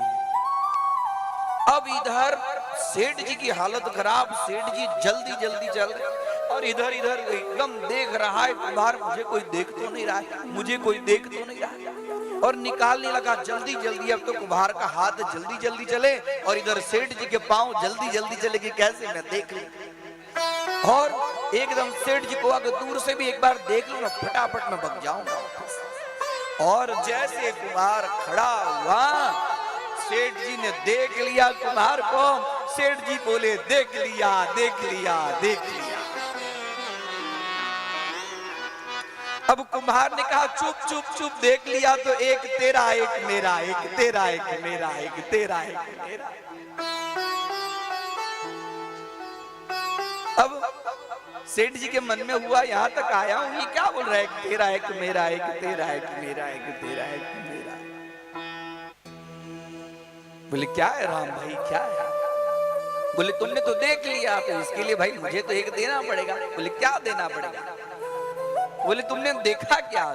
तो बोले मैंने तो आपको देख लिया। अब रामदास बोले कि आपने क्या बोला कि एक तेरा एक मेरा? बोले देखो, मैं मिट्टी निकाल रहा था और मिट्टी निकालते निकालते निकालते जमीन में से 2 धन के भरे हुए घड़े मिले मुझे तो लगा कि तुमने तो घड़े को देख लिया, इसके लिए मैंने कहा कि एक तेरा एक मेरा। लेकिन मुझे देखने के लिए तुम यहां क्यों आए? सेठ जी कहते हैं कि पंडित जी की बड़ी कृपा है। आज पंडित जी के दिए हुए संकल्प से आज अनायास ही जिस धन के लिए मैं दौड़ रहा हूं, वो धन मेरे पीछे आ रहा है। और अपने आप एक धन से भरा हुआ घड़ा मुझे अनायास मिल रहा है। हाय रे मेरी अज्ञानता, हाय रे मेरी मूर्खता। आज सेठ जी तो थे बड़े बुद्धिमान, रो रहे हैं मैंने ये कौन सा संकल्प लिया। यदि मैंने ऐसा संकल्प लिया होता कि मैं शिव जी को देख कर भोजन करूंगा तो एक दिन शिव जी मुझे अवश्य दर्शन देते और मेरी इस कथा को सफल बनाते। बात समझ में आ गई हो तो ठीक है। समझ में आई कि ना आई? हाँ, आई कि नहीं? लेना है ना संकल्प। मुझे किसी को संकल्प में बांधना नहीं है। अपने आप स्वतः आत्मानुशासनम कर्तव्यम। अपनी आत्मा के ऊपर में अनुशासन करो कि मुझे किसी के प्रति कोई गलत विचार नहीं करना है। मुझे जीवन पर्यंत माता पिता के चरणों की सेवा करनी है। मुझे जीवन पर्यंत भगवान शिव जी के भक्ति में अपने जीवन को रंगा देना है। कोई दीन दुखी हो, उस दीन दुखी का हमसे कुछ कल्याण होगा। जो मन में आए कुछ ऐसे संकल्प कीजिए जिस संकल्प से आपका जीवन सुंदर बन जाए। यही है शिव महापुराण के कथा का सार। आइए एक भजन और उसके बाद में जो हमारे आगे का जो कार्यक्रम है पुष्प की होली, उस विषय में हम आगे बढ़ेंगे। समय को देखते हुए कथा का विराम हम करते हैं। नमः पार्वती पते हर हर महादेव हर। शिव महापुराण की जय। भक्तवत्सल भगवान की जय। सद्गुरु भगवान की जय।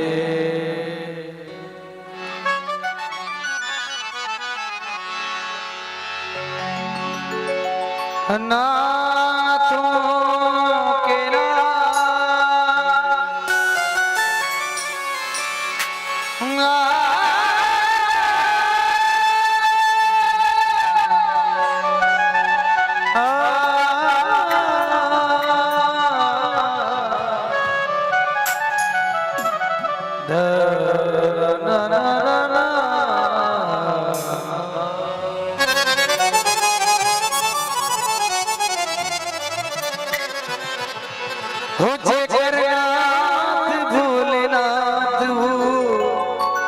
अनाथ कहीं से होई।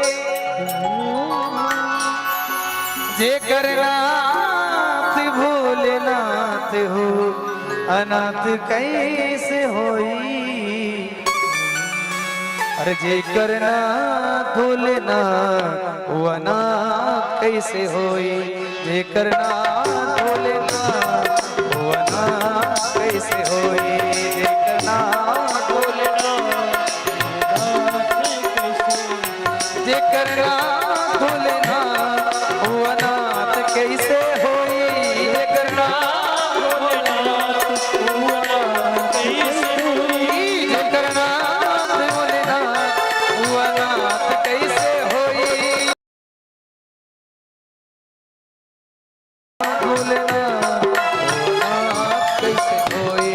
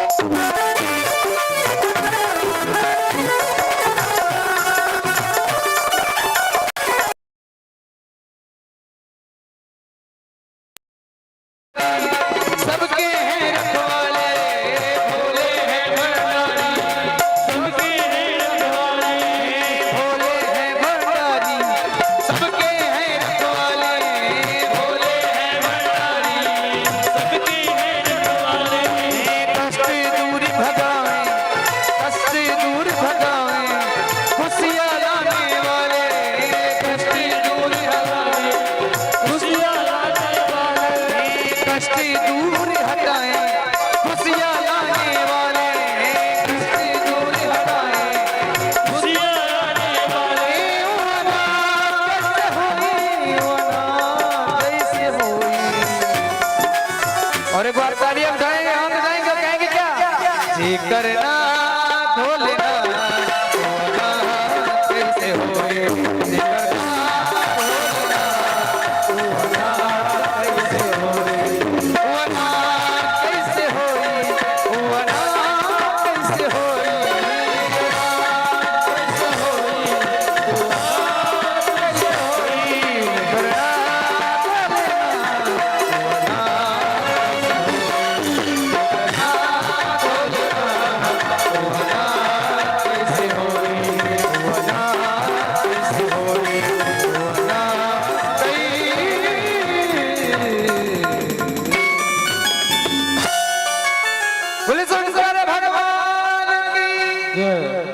आइए अग्रिम कड़ी में सर्वप्रथम पूज गुरुदेव भगवान का पूजन।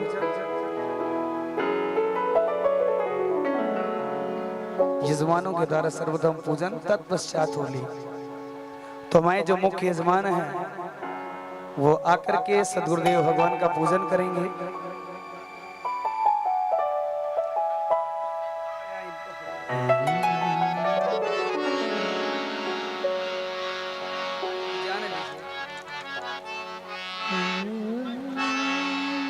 सदगुरुदेव भगवान का पूजन, झांकी आ गई है और मात्र 2 मिनट का टाइम लेंगे और उसके बाद तत्पश्चात फूलों की होली का सुंदर आनंद लेंगे। एक विदाई गीत के माध्यम से सदगुरुदेव भगवान का पूजन करेंगे।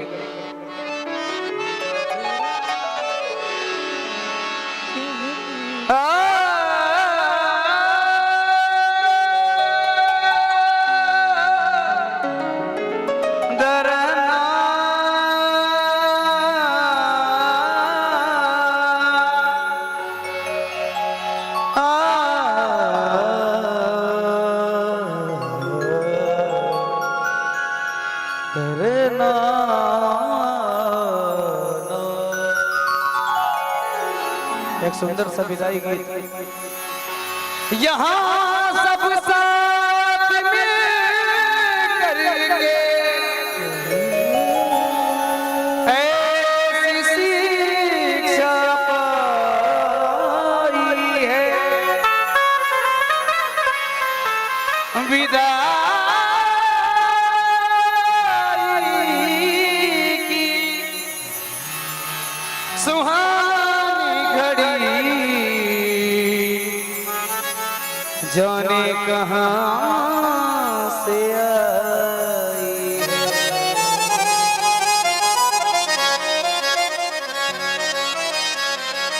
ओ पत्ता टूटा डाल से ले गई पवन उड़ाए, अब के बिछड़े कब मिले कब है ना। अरे गणेश नगर के वासी सदा खुश रहना, गलती हुई जो माफ कर देना। आत्मा की बात सबको बतला रहे हैं, ब्रजवासी अपने घर जा रहे हैं, ब्रजवासी अपने घर जा रहे हैं। गणेश नगर के वासी सदा खुश रहना, गलती हुई जो माफ कर देना। आत्मा की बात सबको बतला रहे हैं, ब्रजवासी अपने घर जा रहे। हमारी राम राम राम सबको राम राम राम, सीता राम राम राम, सीता राम राम राम। हमारी राम राम राम सबको राम राम सीताराम राम राम सीताराम राम राम।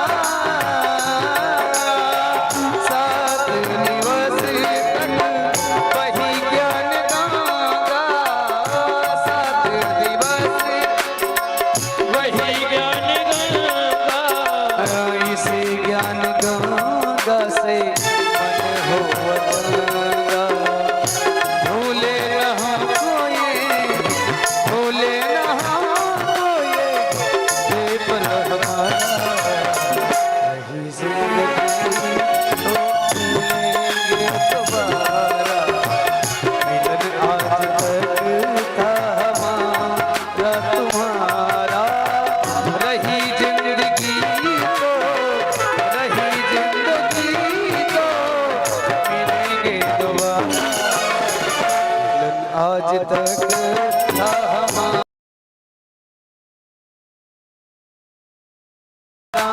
सबको राम राम राम सीता राम राम राम सीता राम राम राम हरि राम राम राम सबको राम राम राम सीता राम राम राम सीता बोले सदगुरुदेव भगवान की जय। आइए अब मिलकर होली खेलते हैं।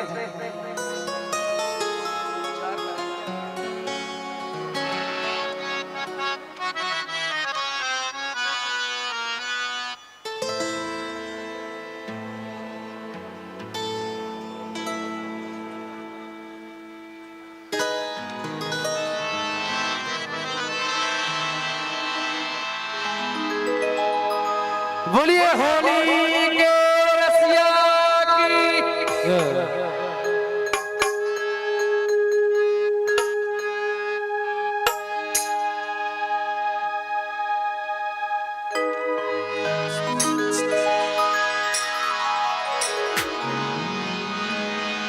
फागुन आयो है सखी अच्छा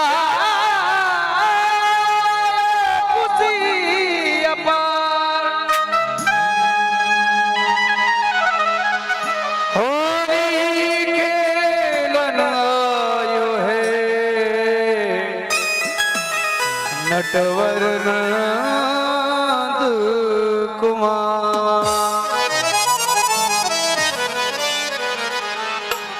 नटवर नंद कुमार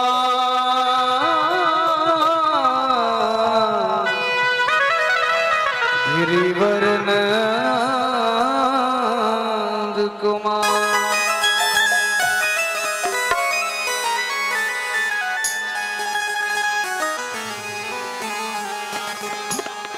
और गाना से